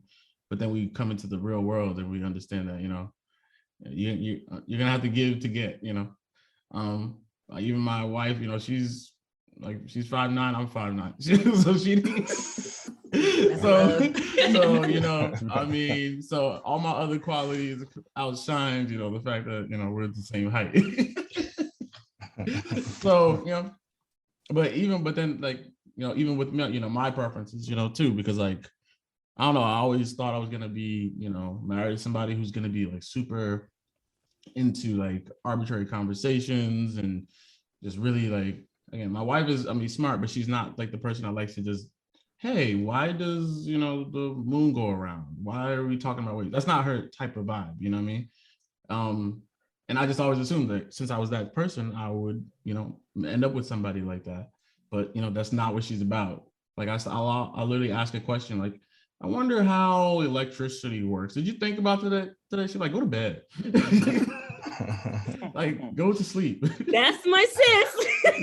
So, so like, and mind you, so I ultimately have to, but, the qualities that, she does have, that balances out, okay, I can't have those conversations with her. I have it with, I have my boys, I have this podcast, I can ask those kind of weird, random questions. But I guess the main thing is that, she doesn't make me feel awkward or uncomfortable for having those preferences, and vice versa, So, I think we balance each other out. You ultimately reshape, what those expectations are, but, you got to give to get, and that's just facts, this is really how it is. So. Yeah, that's real. Cause initially when I was dating, I thought, I want a girl that's gonna be in the kitchen throwing it down every day. But but like you say, you kind of go through that process when you actually have to redefine what's really important to you. So like, and I realized like, okay, so maybe that's not actually as important. And one thing that I would say like that I later found to be really important to me that I didn't know initially was my wife she's not frugal with her money like I am, so like, so I had to kind of, so that's something that I had to kind of learn how to deal with, but as far as, the ability to have a good time, you can, she's very open-minded to different things, it's not one of those people like, I'm not doing that. Like, like she's very down to kind of, she goes with the vibes, she's fun to be around. And those are like really, very great quality to have in a wife, so for me, those are like, I guess, one key items that I would say that my wife doesn't really have, but it's something that we are working on though, we were talking about culture the last time on the podcast, and we've been kind of really been talking about what culture do we want to have as a household, and that's a really big conversation that is ongoing at home right now. So, but yeah. That chunks any. Oh yeah, my wife hits all the checkpoints. Her looks, her attitude, the way she approaches me, she hit it. I didn't settle for less. I got the best, right? So you can ask Champ how I was back in the day. I wasn't very calm. I was very violent, and she supports that aspect of me. So there's right. Things that that I do. There's things that I pick, and she's like, "You better be the most violent person in the room, or else we're gonna have issues." She supports certain parts of me. She cooks, she cleans, and she does more than what I can do at some points, right? So she's my backbone. So when I have bad days, I can go and talk to her about certain things. She'll send me a TikTok like, hey, I was looking at this. It's related to politics or it's related to video games. What do you think about it? And we'll have that conversation back and forth. She actually does play video games. So I think that's pretty cool too. So I hit everything that I needed. And plus I got a beautiful child out the deal because I wasn't trying to have no ugly ass baby. And that's straight up. So let's just speak facts here. Like I want my child to have the utmost advantage going through life. We both have degrees, we both have education. We're both going to propel each other forward. So we balance each other out. Now there are some things that happen here and there with any relationship. She's amazing. So when we do have our problems, we're able to speak about it later on. She comes to that point where I didn't have to teach her anything. She was willing to learn on her own and then bring it back to the table and vice versa. So I didn't settle for less. I got the best that I can possibly get. I don't think it's that settling though. I don't think it's, I think it's, I mean, not what's my name? What did I say? Oh gosh. Anyway, you can roll him to the left. I was just gonna. I'm not. Again, I think it's important that we do. We celebrate our partners, and we, for all their perfections. And I think we do use these kind of words, but there's no such thing as a perfect person. I mean, Facts. Their flaws may be balanced for you. Their flaws probably counter work with yours, just like yours flaws with them. But there's always something that we can always do better. I think if we have that ideology, and this is my personal take. I mean, Strawberry shortcake, you know I love you, and yo, that's my sister too. But Oh man. but I think it's important that we are constantly driving each other to be better for each other. Facts. And I think so. With that being said, again, there's always something that because there's no way you wake up and there's never if you don't have it, if there's no arguments, there's no debates, no like conversations back and forth, no disagreements, then I'll say you have the perfect person, right? Because everything they do will always fit in every situation. But every single person in the entire world that's ever been in a relationship will have arguments, will have banter, will have back and forth. So therefore, there is points where things that maybe they could do better or you could do better. So that's just my whole take. I just don't like the whole fairy tale. Yeah, bro. I was gonna say that there was definitely initially when I first was dating my wife, all the initial checkpoints of stuff that we've already spoken about here with appearance and the way they handle themselves. But I think there's also a bunch of things just as with being married. I've learned more about her, right? Things that maybe I wouldn't have even put on a list of things that were important to me that I later found out were important, right? How someone kind of handles himself in adversity, those type of things. So yeah, I think with a lot of this stuff is like you may have a list of things that you're looking for from someone, but there may also just be things that you'll learn kind of later in life. Kind of as you progress the relationship, there may be things that you thought were super important, like someone's height, but maybe you end up dating Danny. Maybe you end up dating you meet the right 5'9" dude who checks off all the other boxes, who basically fulfills all of your needs, and maybe height just throws out the window. That on me, Dre. I don't want that for my life. She's giving you a side eye. Close your eyes, girl. He's wearing high heels like Prince. Yeah, I was gonna say, I mean, I'm probably the tallest one in here, but I just always want to look out for some of my vertically challenged brothers out there. You know, vertically challenged. I know, right? Okay, D-Black, you're vertically challenged. We're all at a decent height. Oh, that's fine. I'm so done. No shame. Isn't 5'9" short for men? Well, that's average. Danny, That's actually average male height on the dot. Danny, real quick, how tall are you? Just for the record, Danny, how tall are you? Chunky coming up. I'm 5'7", but I wear heels a lot. Oh, okay. So you want? I'm really like statuesque. I'm very good. long. I'm not like I'm not a thick madame. I'm not, unfortunately, I'm not like a Chandra, but I'm very tall. I'm very lanky. So I need somebody who's gonna be tall. And How tall are you with heels? Because I'm talking shop. How tall my heels? No, how tall are you with heels? Like, what would be like your around 6 foot? Okay. I don't wear the kitten heels. I wear heels. Yeah. Ooh, it's just I wear the real stuff. Stop. Okay. Stop messing with me. I just wear. Go on some Yeezys, some Balenciagas. You add like another 2 inches, brothers. Period. Yeah. There's a bunch of products out there for the fellas, man. But isn't that being false though? Because when he takes those shoes off, when he comes to your home just to hang out, and he's like, 5'6". Doesn't that everybody's taking their shoes off? I hope, right? Man, you keep that thing on, bro. Balenciagas all the way. My man got slippers that are heels. People wear makeup. Some people wear, waist trainers. There's all there's those type of things on all sides. Now you're digging deep, bro. I mean, I gotta agree with Santrell on this one. Like, just be who you are. Be comfortable in your size. So if you short, you short. If you thick as a man, you thick as a man. So short and thick. You could be real. There's a lot of ladies out here that look like they got the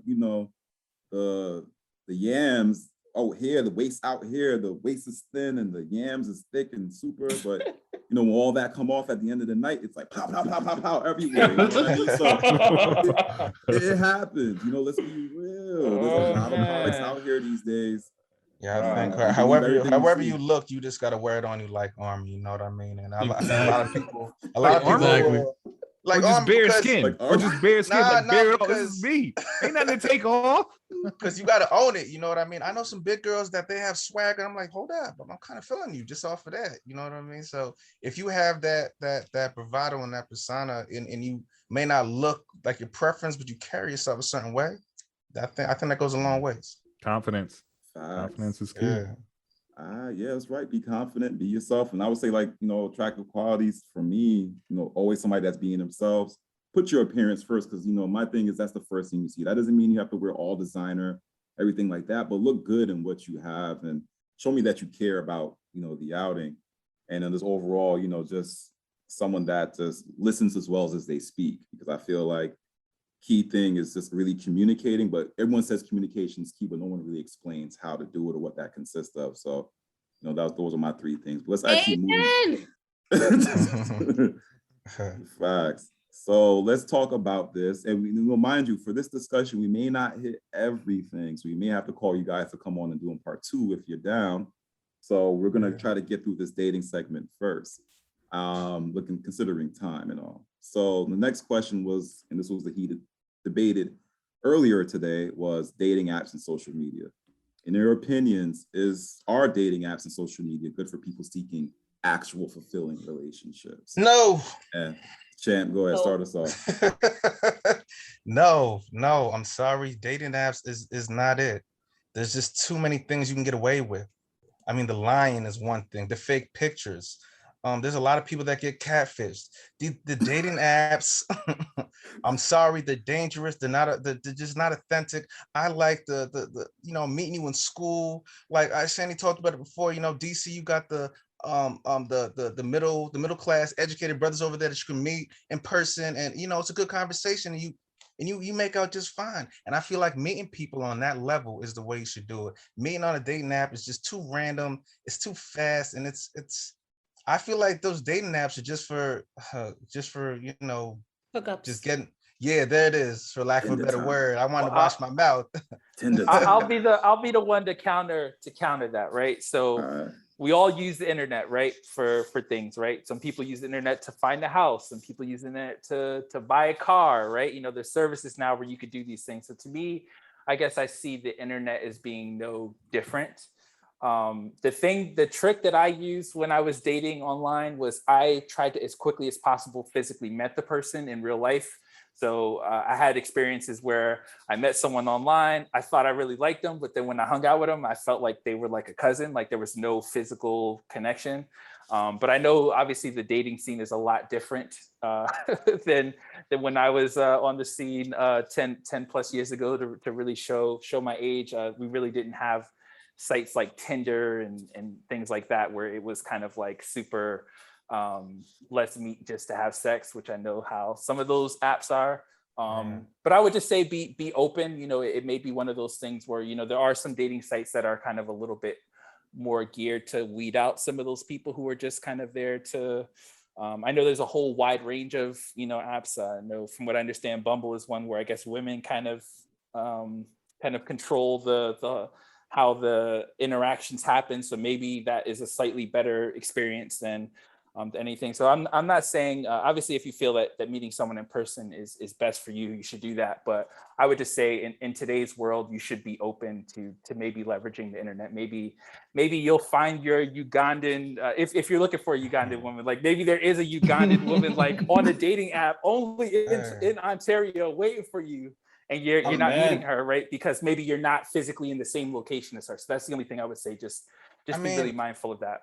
I'm not saying they don't work. I'm just saying it's not the best option to take. I mean, of course, it's worked out for some people where they've gone off and got married and got into good relationships off of dating apps. eHarmony gets a good rap for that. But I just think overall, from my experience, I just experiment. I don't play with that nonsense. I mean, if people want to go on a dating app and just omit things, they're not lying. Champs are just omitting important facts about themselves, and that's okay. No, they lie on their salary. They lie on just a lot of stuff. In terms of what they do. But people could lie. But people could lie when you meet them in a bar too, right? Like it's kind of like some of that stuff is like people in a bar could lie and tell you they don't have kids. They could tell you they have this job. People. I think it's one of those things where I know sometimes it gets a bad rap, but I would say people. If anything, maybe by meeting someone online, you have a chance to at least look them up and find out who they are or whatever. Versus just like randomly walking into a bar and meeting someone. Someone could just tell you their name that isn't really. I don't know. I'm just saying it goes on both sides. I feel like in person though, I like to assume that we're more inclined to being honest than on the internet, where you don't got to face the person.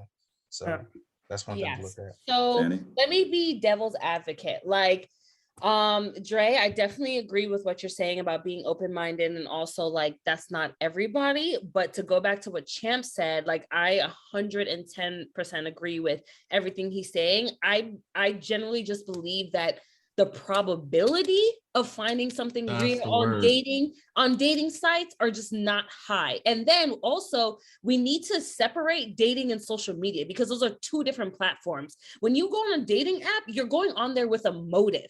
When you're on social media, it's what you want it to be. Like I don't go to my Twitter and my Instagram expecting to post pictures and find my Prince Charming. But if you're on a dating app, you're there for a specific reason. And truthfully, majority of those people on the dating apps are not there looking for true love. Like I don't want to say that's, everybody, but I do think that's the mass majority. People are going up there on there for a good time or a short time. They're not there looking for wives. And that's personally why I don't like it, because I just feel like I'm not going to find someone who matches my qualifications on a dating site. And that's because I'm just more of a outgoing like person.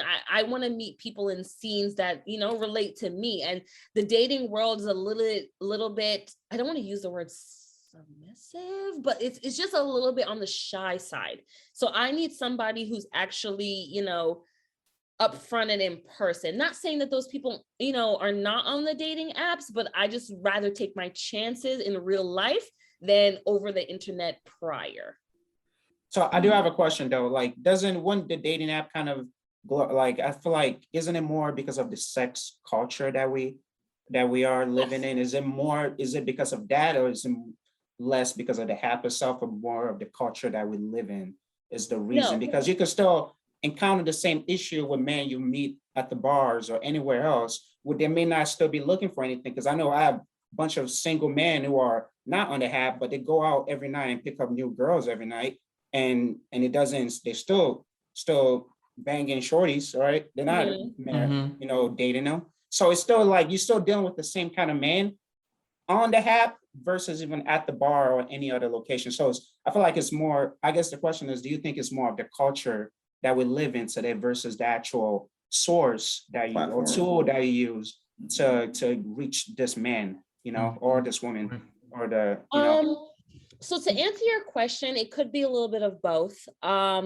Again, I can't speak, specifically for these platforms or specifically for everybody, because everything and everybody and everything is different. But what I will say again, I just feel like the probability of meeting someone online versus in person, like if you lie to me in person, I feel like maybe I can pick up on some more things, like your body movements or the way that you say things versus if you're typing on a screen, because we all know how text can be misconstrued all the time. So it's like, I just personally like my odds in person versus on the computer or on any social platform. Well, I mean, if we're really talking about odds, I mean, I feel like you actually have a better chance to meet, because you meet more men online versus in person, because you actually come across, if I actually want to talk about the odds and the numbers, but that's just my. And it also depends on who you are. Like I'm a bruncher and a happy hour. I meet people every freaking day. So you can match 10 men in one day. I think I want to tap in. Being that I am a dating app user, I feel like it's my duty to tap in real quick, right? Okay. So I feel that represent Danny. I gotta represent for the culture. So so Francis, I believe that you're 100% correct. It's where we are right now as the people. Like I said in the beginning, this generation right now, where we are as people, we're not that great of a people. So of course, they're going to be, the people who are kind of scumbaggy, men and women, are going to be on dating apps too. There's going to be some girls who just want to go out for meals, and there's going to be some guys who just want to go out to hit it. You know what I mean? And you get that in bulk, rather than you're going out to happy hour or brunch and you're meeting guys and you don't know what their motives are. You have to, what's your favorite color? Whatever, you know what I mean? Like, I feel like you're going to get, bro, you don't care about favorite colors. You care about these walls. Stop it. So I just feel like you're just like knocking them off the list a little bit quicker, because dating online is, it is out for me. It's a bit quicker, and it is, a lot more fun, because at least I know I'm going out with somebody. You know what I mean? I'm going out with somebody. I'm going to, go to this restaurant and have that experience here with somebody, whether I end up liking them, whether it goes somewhere or not. I know for a fact that something's going to happen. Something's going to shake out from this most of the time. Now, I'm not putting myself in a place to be lied to, I feel like, because first of all, if somebody's going to lie, they're going to lie. They're going to lie to you on the phone. They're going to lie to you on a computer screen. They're going to lie to you in your face. You know what I mean? So I'm not talking to guys for months at a time and they're not taking me, they're not taking me out. We're meeting eventually. That's what these dating apps are for, to meet up. And I feel like that's up to you as a grown up to know, okay, my intuition is kind of kicking in right now. I know what this person wants from me. You know what I mean? And again, asking those important questions, like it's a date. You just get more dates quicker. But isn't that experience? Isn't that like experience that causes you to? And I feel like another one up for online dating, because I feel like my dating game my experiences went up. I was never a multi-dater. Now I feel like I'm a professional dater. And whatever, that might be good or bad, whatever. But like, I feel like I'm more comfortable dating, whether I'll be going on a date and being nervous and sweating. Now I'm just like, oh, what's up, Pete? What's good with you? All right, like what's like I'm better at conversing. And there's situations where, maybe a relationship is not going to come out of it, but there's situations where like a friendship can come out of it, a business partner. Like I've actually, I'm on dating websites and I have actually had like genuine friends who I still talk to off these dating apps, and nothing that ever popped off. We're just cool. Because sometimes I don't like you like that. You don't like me like that. And that's fine. We just link up, we'll go to the movies because we're cool. I know I'm cool to chill with. And other people know that too sometimes. So like we just be enjoying. Why are you making that face, Chunky? Don't do that. No, you can't meet people for friends. Yeah. No, I was just saying, you're saying you're cool. I just wanted to question that real quick. It's kind of Wow. It's not how we treat people who come on the show. She started it, so I'm just like, promoting it because it's fun. She started it. I like the violence. Can't someone also say like the type of app you use, the app you use also to kind of determine what you're also getting. Yes. Like you don't go on Tinder looking for serious relationships. Exactly. My boss got married off of Tinder. Oh well. Yeah, there are some of those things, but I mean there's going to be exceptions, but I mean let me backtrack. Tinder is like the swingers room, the gnome in front of the home. You know what I mean? It's kind of like the swingers lobby online that made it simpler. You know what I mean? Let's be real. Chucky just blew. Selassie just blew up his like stat sheet right when she said that. I mean, there's always going to be exceptions, of course. Yeah. You know what I mean? But let's be real. I guess another thing to ask is like, who's more successful on these dating apps, is the guys or the females? Because I know with the guys, we inbox. We don't get that same. We don't get that same homage back. But for you ladies, I think you got to be about the things you say, right? To me, it's no different than if you like walk up to someone in the bar, right? Like kind of how you approach them. I think it's I think you really have to be a lot more intentional in what you say to a woman. No, I feel as if the ladies have more success on these dating apps because their options are a lot better than the guys. Because even though we have a wide selection. I feel as if I saw a lot of guys trying Tinder or what's the other app? Bumble, OkCupid, Coffee and Bagel. Yeah, they got a whole bunch. I'm not on anything. Coffee and bagels. That sounds delicious. Christian Mingle. Christian Mingle. Farmerstonely.com. Hold on. So I've seen a couple. Hey, no more free shout outs. Y'all better get y'all sponsors. No more free shout outs. Now I'm saying though, I saw a lot of my friends using the app and they'd always ask me, how do I use it? And a lot of them had the same problem. They would say hi to a lot of girls, they would get matches, but they wouldn't get nothing in return. There was a lot of them. And then for the girls, their inboxes are I'm not you, maybe you, I like the beard. And you guys would kind of just, do what you want. So I feel as if, but you can't tell me that for you, it's like, on the app, you have a little, you don't really struggle with it in terms of your selection. I mean, I'm not gonna lie. As far as when you say being successful, what does success look like? Engaging in conversation, going out on dates, having relationships lasting. Number count. It's a number count, right? It's a numbers game. So then, if you get more opportunities, then you're bound to be more successful. There it is. You hit it on the nail. We don't get that many opportunities, so we really gotta go in as opposed to for the ladies. You guys kind of got fair pickings, and it's a little tougher for us. So you feel like the dating apps are put women more in control in that sense. It's more Yes, there it to the is. advantage of women as opposed to men. Yeah, no. I think. I feel like think dating so. app just superficial though, because I know I have a bunch of friends who, I mean, who do well on it, and some guys who don't need it, you know. So like, I think like the first one is superficial, then it goes deeper than that. But like, I feel like, I mean, there's some bunch of guys who do really well on Are the those friends apps, over 6 but feet? no, you can't really, I mean, you can't really tell what height somebody is. But yeah, I get it. But I think it's superficial initially, but then it goes deeper than that. But like the second part is like, but to your point, Champ, I think the women do a lot better than the men, because you know women are usually, you gotta get the choice. You gotta get to pick. I think that's important too, Like it because levels the playing field between men and women. let's be real. Without the no. women reaching out on these apps or having a comfortable space, is there really any dating app? Like, what would it look like if all the women decided, nah, we're not going to use these anymore? Yeah. So essentially, you do want to create a space for women where they are kind of a sense of security, a sense of confidence, a sense of control. So, you know, when they are being, you know, proposed to, or there are offers, there are engagements, they feel comfortable doing so. Because let's be real, it's kind of like why women get into the clubs free, right? So it's kind of like if we make an environment, then women can play that numbers game, because more women will be likely to partake and participate. Without it, just a whole bunch of dudes, and you know, what good is that app at that point? Sausage party. Yeah. You gotta, I mean, I think with online dating, you gotta really be, you know, really mindful of your words, right? You gotta say something that's gonna have you kind of stand out from everyone else. You can't just say what up, right, to a woman. You gotta say something that's gonna, you know, spark her interest, right? Make her ask you a question. I'm in this other group chat where my friends are always like posting the crazy things that they're saying on Tinder. Like, I don't understand these things, but they work. You know, the really random questions that they'll ask them. You know, but I don't know. I think at least from what I've been told, it's really about kind of making yourself stand out from all the other men who are in their DMs, and really kind of. You know.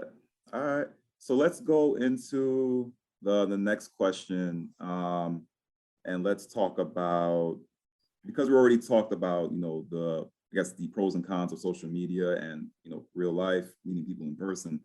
Let's talk about how many people dating you should date at one time. So I will ask, you know, the ladies first. Have you ever dated more than one person at a time? And do you think it's okay? And what are the rules to playing the field, I guess you would say? I think we're now in an era where women are empowered to play the field. You know what I mean? Absolutely. And they probably do it better than us men, I know. I'll never find the one if I'm only the one. I need to date. You need to date. Right. How can I find the one if I only have one example? You have to actually go out there and put yourself out there to know what you like, what you want, what you're willing to accept, what you're going to do, what you're not going to do. You're not going to find that out from one person. And are you going to waste your time spending 6 months with one person before you figure that out? No. Dating doesn't mean physical relations all the time. And I feel like that's why dating has such a bad connotation around it, because like people assume, oh, if you're dating multiple people, you're sleeping with multiple people. No. If I'm dating multiple people, that just simply means that I'm trying to actually build connections and get to know maybe more than one person at a time. But that doesn't mean that I'm sleeping around. So I feel like that is the big disconnect when it comes to dating. Have I dated more than one person at a time? Yes. But I want to say the maximum that I've ever entertained at a time is 2 to 3, for the simple fact I don't have the time or energy to be talking to multiple people at one time. You know what I mean? And I'm also the type of person that I want to say I feel very strongly with what I want and don't want. So it doesn't take long for me to figure out whether or not I feel like something with somebody can go somewhere. So with that being said, like I said, yes, I'm willing to date multiple people, but I feel like in this day and age, we need to be very specific about what dating is, because a lot of people don't understand what actual dating is, especially young people, especially people in my specific age group, the ones like either fresh out of college or new in the career force. Like majority of them don't really know what they want or know what they're doing. So Yeah, I want to jump to Danny real quick because she was giving you all the choir back there, the spirit fingers, the amens, the hallelujahs. I did all So, of it. yeah, that the great points there, Chandrell. Danny, what's your take? I agree. I feel like it's been so common that men date multiple women. I feel like now it's like the uprising of the women doing it too. Like, okay, let's both knock it out. Then let's both, get everybody out the way so we can see who's good and who's not. You know what I mean? I feel like it's important to know what you like and to have those experiences. So I have dated multiple people. I think the most I've ever dated was like maybe 5 at one time. And it's fun. I'm not sorry about it. And like Shani said, like it's not even about like having relations with all these people. Like you can really just go on dates with people. Like I enjoy multiple dating because honestly, sometimes dudes can't get it right. And it's just like building the perfect man with all these different personalities. I can go out to eat with this one dude. I can talk about, politics with this one. I can go on trips with this one. I can just stay in the house and watch Netflix with this one. Like it's different personalities. And it's like, different facets of myself. So I enjoy it. And I feel like guys tend to say that women have the power in relationships and things like that. But like, honestly, I can't ask myself out. I can't be like, okay, I want to take myself seriously. Like you have to be the one to say that you're going to take me seriously. So until you do, I'm playing the field and that's on period. Wow. So do you, I guess with that being Period. said, do you feel like there's one man out there that will fit all the criteria or? Absolutely. Okay. It kind of sounds like there's going to be. I feel like there's a man out there who would fit the majority of the criteria. Like it's not going to be a perfect man, but I feel like there's somebody who's going to cross a lot of T's and dot a lot of I's, and I'll be very, very happy with. I have a question. So obviously that's dope that you found a way to kind of date multiple people. I guess my question is, how will you know that one of those people is the right one, and are you worried that you may be into like, what if there's something better out there, right? Like if you're always kind of juggling, right? Do you think that are you worried that you may either miss out on someone, or you may always be thinking about like, what if there's someone better? Yeah. I don't think that at all. I think that again, like when I'm with these people, I'm giving these people my attention. You know what I mean? Yeah. I'm not thinking about like, ooh, I'm with Pete right now, and I'm wishing I was with John. Like I'm with Pete right now, and I'm giving my attention to John, and I'm having him share my space and time, and to see that if we're good together. You know what I mean? Like it's a test run. You know what I mean? So if time goes by, if he feels like things are progressing, then I get to in turn kind of have that conversation. Like, well, do I feel like things are going well on this end? Like I don't feel like it's like I'm going to be thinking about somebody else in the back of my head. I'm going to be thinking about how do me and John click? Yeah. And to, to piggyback off of that, I feel like also we need to think about it in a sense of like, when we're going out and we're dating, this is just like she said, a trial run. We're just getting to know you. Let's think about it in simple terms. When you go to buy a car, how many different cars do you actually test drive? And do you go back and look at cars again just to make sure? Listen to your gut. We all have that intuition and our own self consciousness where it's like when something feels right, it feels right. You know what I mean? And it's like that.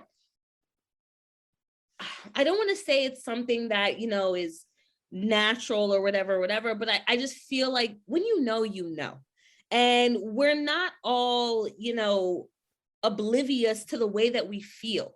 When you have a certain feeling about somebody, act on it. And it's really just that simple. Like if I'm dating 3-4 guys, guess what? 2 of those 4 guys will grab my attention, and that is who I will focus on. And while I'm dating the remaining 2, I will weed out the qualities. And at the end of the day, my gut, my heart, my mind is going to tell me to make a decision. You know what I mean? So it's up to me, and it's not really based upon them or what they're doing or not doing, because everybody's different. Everybody got different things going on, and you may like one person for something and may like the next person for something else. Again, it all boils down to preference, and you just got to trust yourself and know what you want. And that's how you're going to end up being successful at the end of the day. I want to hit your car example, right? So you're saying like when you look for cars, so I know when I look for cars, I go online and I do the research. Then I find out and I match them up. And then I go out to maybe 1 or 2 cars. and I actually picked the right one. You're still dating cars though. No, it's just looking at it like, okay, this interior is good. This engine is good. Now, does it ride nice? Okay, we good right here. And that's it. So just to throw it back at you, that's where online dating comes into play, right? I'm able to see multiple cars at once, make the decision, pursue that, and save a lot of my time either for myself or for somebody else. And I'm speaking like the third person here, not realistically me. But I mean, that's the benefit to online dating, is to be able to look at so many different things. And once again, I can Google someone's name, all their stuff will probably pop up. If I really want to get into it, I can actually pay for services to actually find out more about people if I really want to do that. So that's the benefit of that. Now, seeing it in person, getting so many cars becomes exhausting. Like, damn, I got 5 cars lined up. I got to go see. I got to fit into my business schedule or what I can do. After I'm going to stay at home, look it up, be good. This is the one. And then that's it. No, you're definitely right. You're definitely right. I think like, you know, it just comes down to preference. Again, like I personally am somebody that will go and see each of those cards because I need to feel the connection physically myself. You know what I mean? I can't feel that way over the internet, but there's some people that, yeah, you want to skip that process because you simply don't have the time or energy. And I definitely respect that, you know, either way, tomato, it's just what you want. I appreciate I have a question because, when it comes to, because I think we're using the word dating, and is dating meant to be, I guess, an area of exclusivity? Because the reason why I asked that question, because I know we're trying to equate it with, you know, online dating and, you know, trying to test field multiple people. As individuals, if we know that the other person on the other side is doing the same thing, is that acceptable? Do we automatically see that as acceptable? Because that's where, and I feel like that's where our problem, that's where the issue, and for me, the paradox kind of lies. Because when it's us kind of feeling people out, getting multiple, you know, engaging with multiple people, testing, you know, the waters, I mean, you know, we're the ones in control of our emotions, you know. But when we find out that we're on, I think it's called the team of someone else's team, on the starting 5, what is it? Something like that? Yeah, I swear I'm not good at this. But someone else's roster. Wow. But if you're on somebody's roster, you know, that's usually, you know, a point of argument, a point of discussion. So I think on the receiving side, you know, we definitely don't like it, but on the, you know, on the other side, we'd be cool with it. So I just think that's the only part I just wanted to clarify. Like dating is from my understanding, is meant to be an item of exclusivity. So therefore, you know, you can't really date multiple people. I mean, it's a commitment, is it not? No, not No. Dating is I feel like there's a difference between you have to have that conversation again, asking those questions. Like, but I'm not asking those questions because I'm assuming that we're both multi-dating at this point in this generation. If I start feeling something, then I'm asking about, okay, are you dating other people? I'm starting to have, you know, feelings for you. What do you feel about exclusivity? You know what I mean? And that is another level of dating, or even like more so stronger courtship.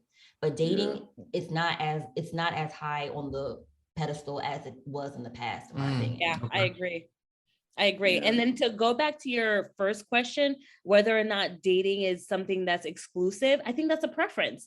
I feel like that's a conversation you need to have with people when you are pursuing certain things. Like you need to say to somebody, hey, you know, are you dating, meaning multiple people, or are you exclusively dating me? You know what I mean? And there's also different levels to dating, because like, you know, like I had mentioned before, you could have, you know, just a top 2, or you could just be casually just dating people, you know, as you go along. But again, I really think it boils down to a preference, and it has to be a conversation.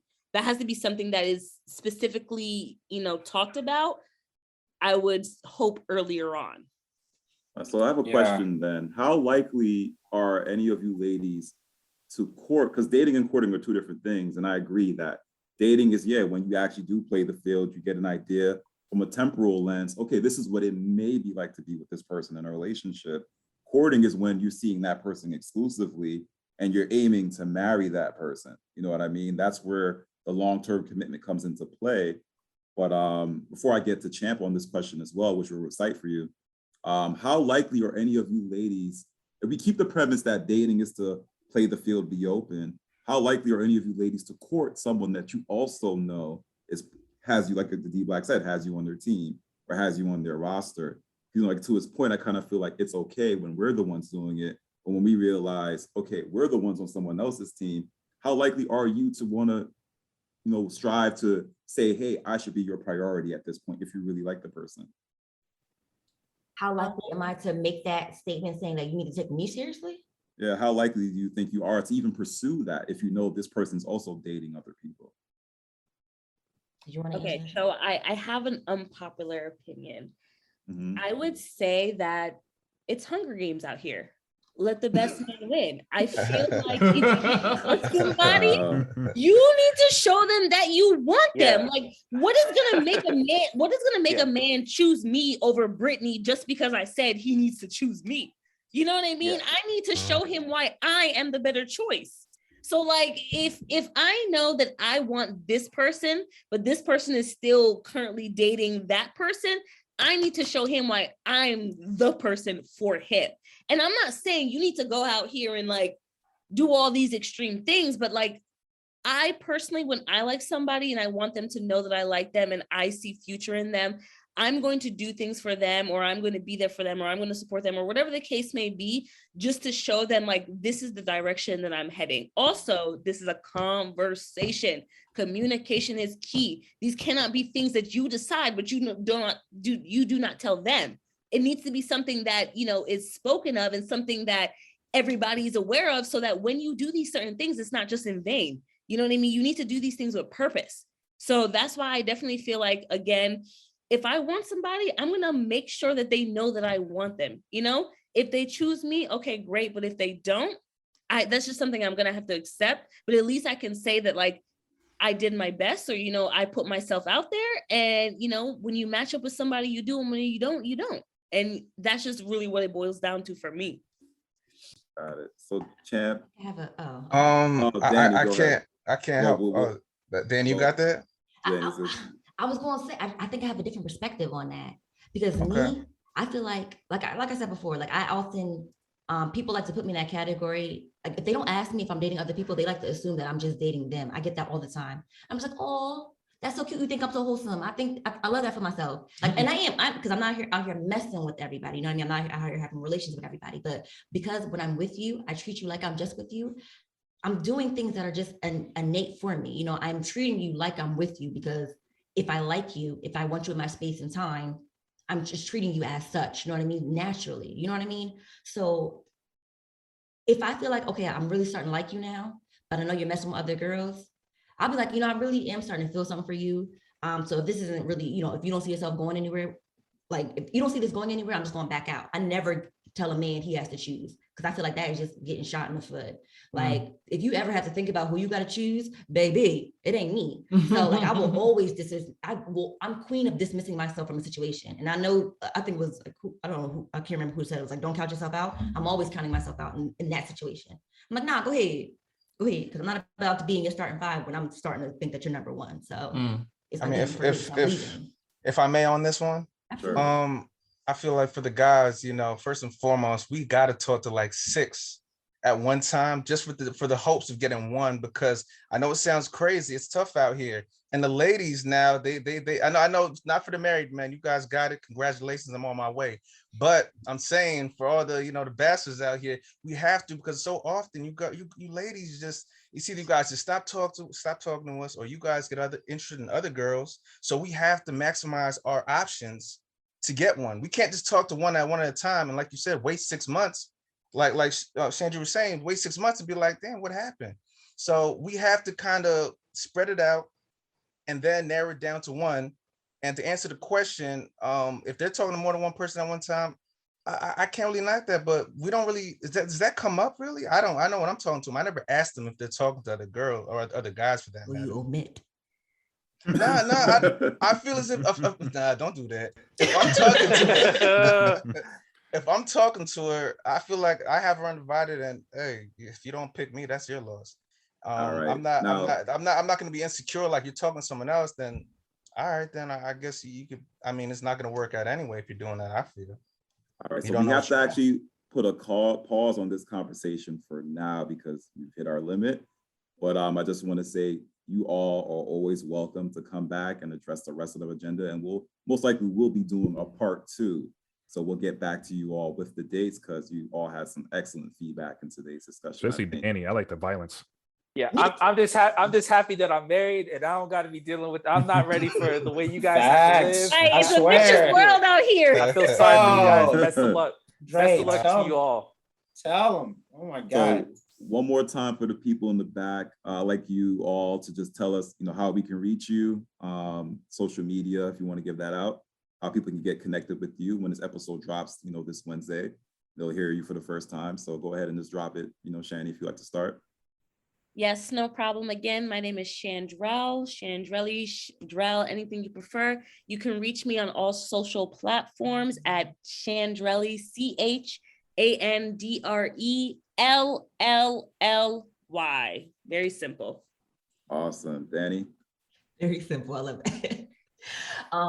You can find me on my, again, Danny here, Danielle. You can find me my personal Instagram page. The only page that I have of any social media, because it's stressful to me, is at AYO _ Stokely, STOKELY. Or you can reach me on my photography page if you want to inquire about some biznai, and that is at excellence.photography. Excellence is spelled EXCELLENSE.photography. Awesome. And she is a great photographer. Dave used her himself, and she's very dope with the lens. So definitely happy to have you here. And Champ, wrap us up. It's your boy Champ. Your boy Champ, CHAMP. You can find me on my social media on Instagram at CHAMP_33. Twitter, extraordinaire 8. EXTRAORIDINARE8. Yeah, it's there. I mean, we should put something on the bottom so they can read that and everything. Yeah, we got you. We'll drop them. We got you. And once again, CHAMP. Thank you all for joining us. For more content or learn more about the podcast, feel free to check us out at Jerk Jollof Collared Pod on Instagram. Podcast episodes drop every Wednesday.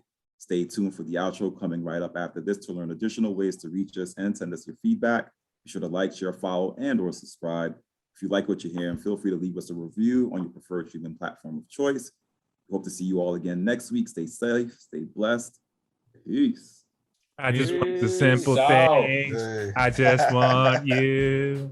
And that concludes today's episode, but that doesn't mean the conversation has to end. As a matter of fact, feel free to check us out at JJC Podcast on Facebook, Instagram, or Twitter for our post-discussion question following the release of this episode. If you are a Black or minority business owner or professional that would like to be featured on the Rep Yours segment of our show, or a listener with some general feedback for the podcast panel, feel free to shoot us an email at jjcpod@gmail.com. As always, likes and comments are always appreciated. Be sure to subscribe or follow to be notified when the next episode releases. And until then, stay safe, stay blessed. Peace.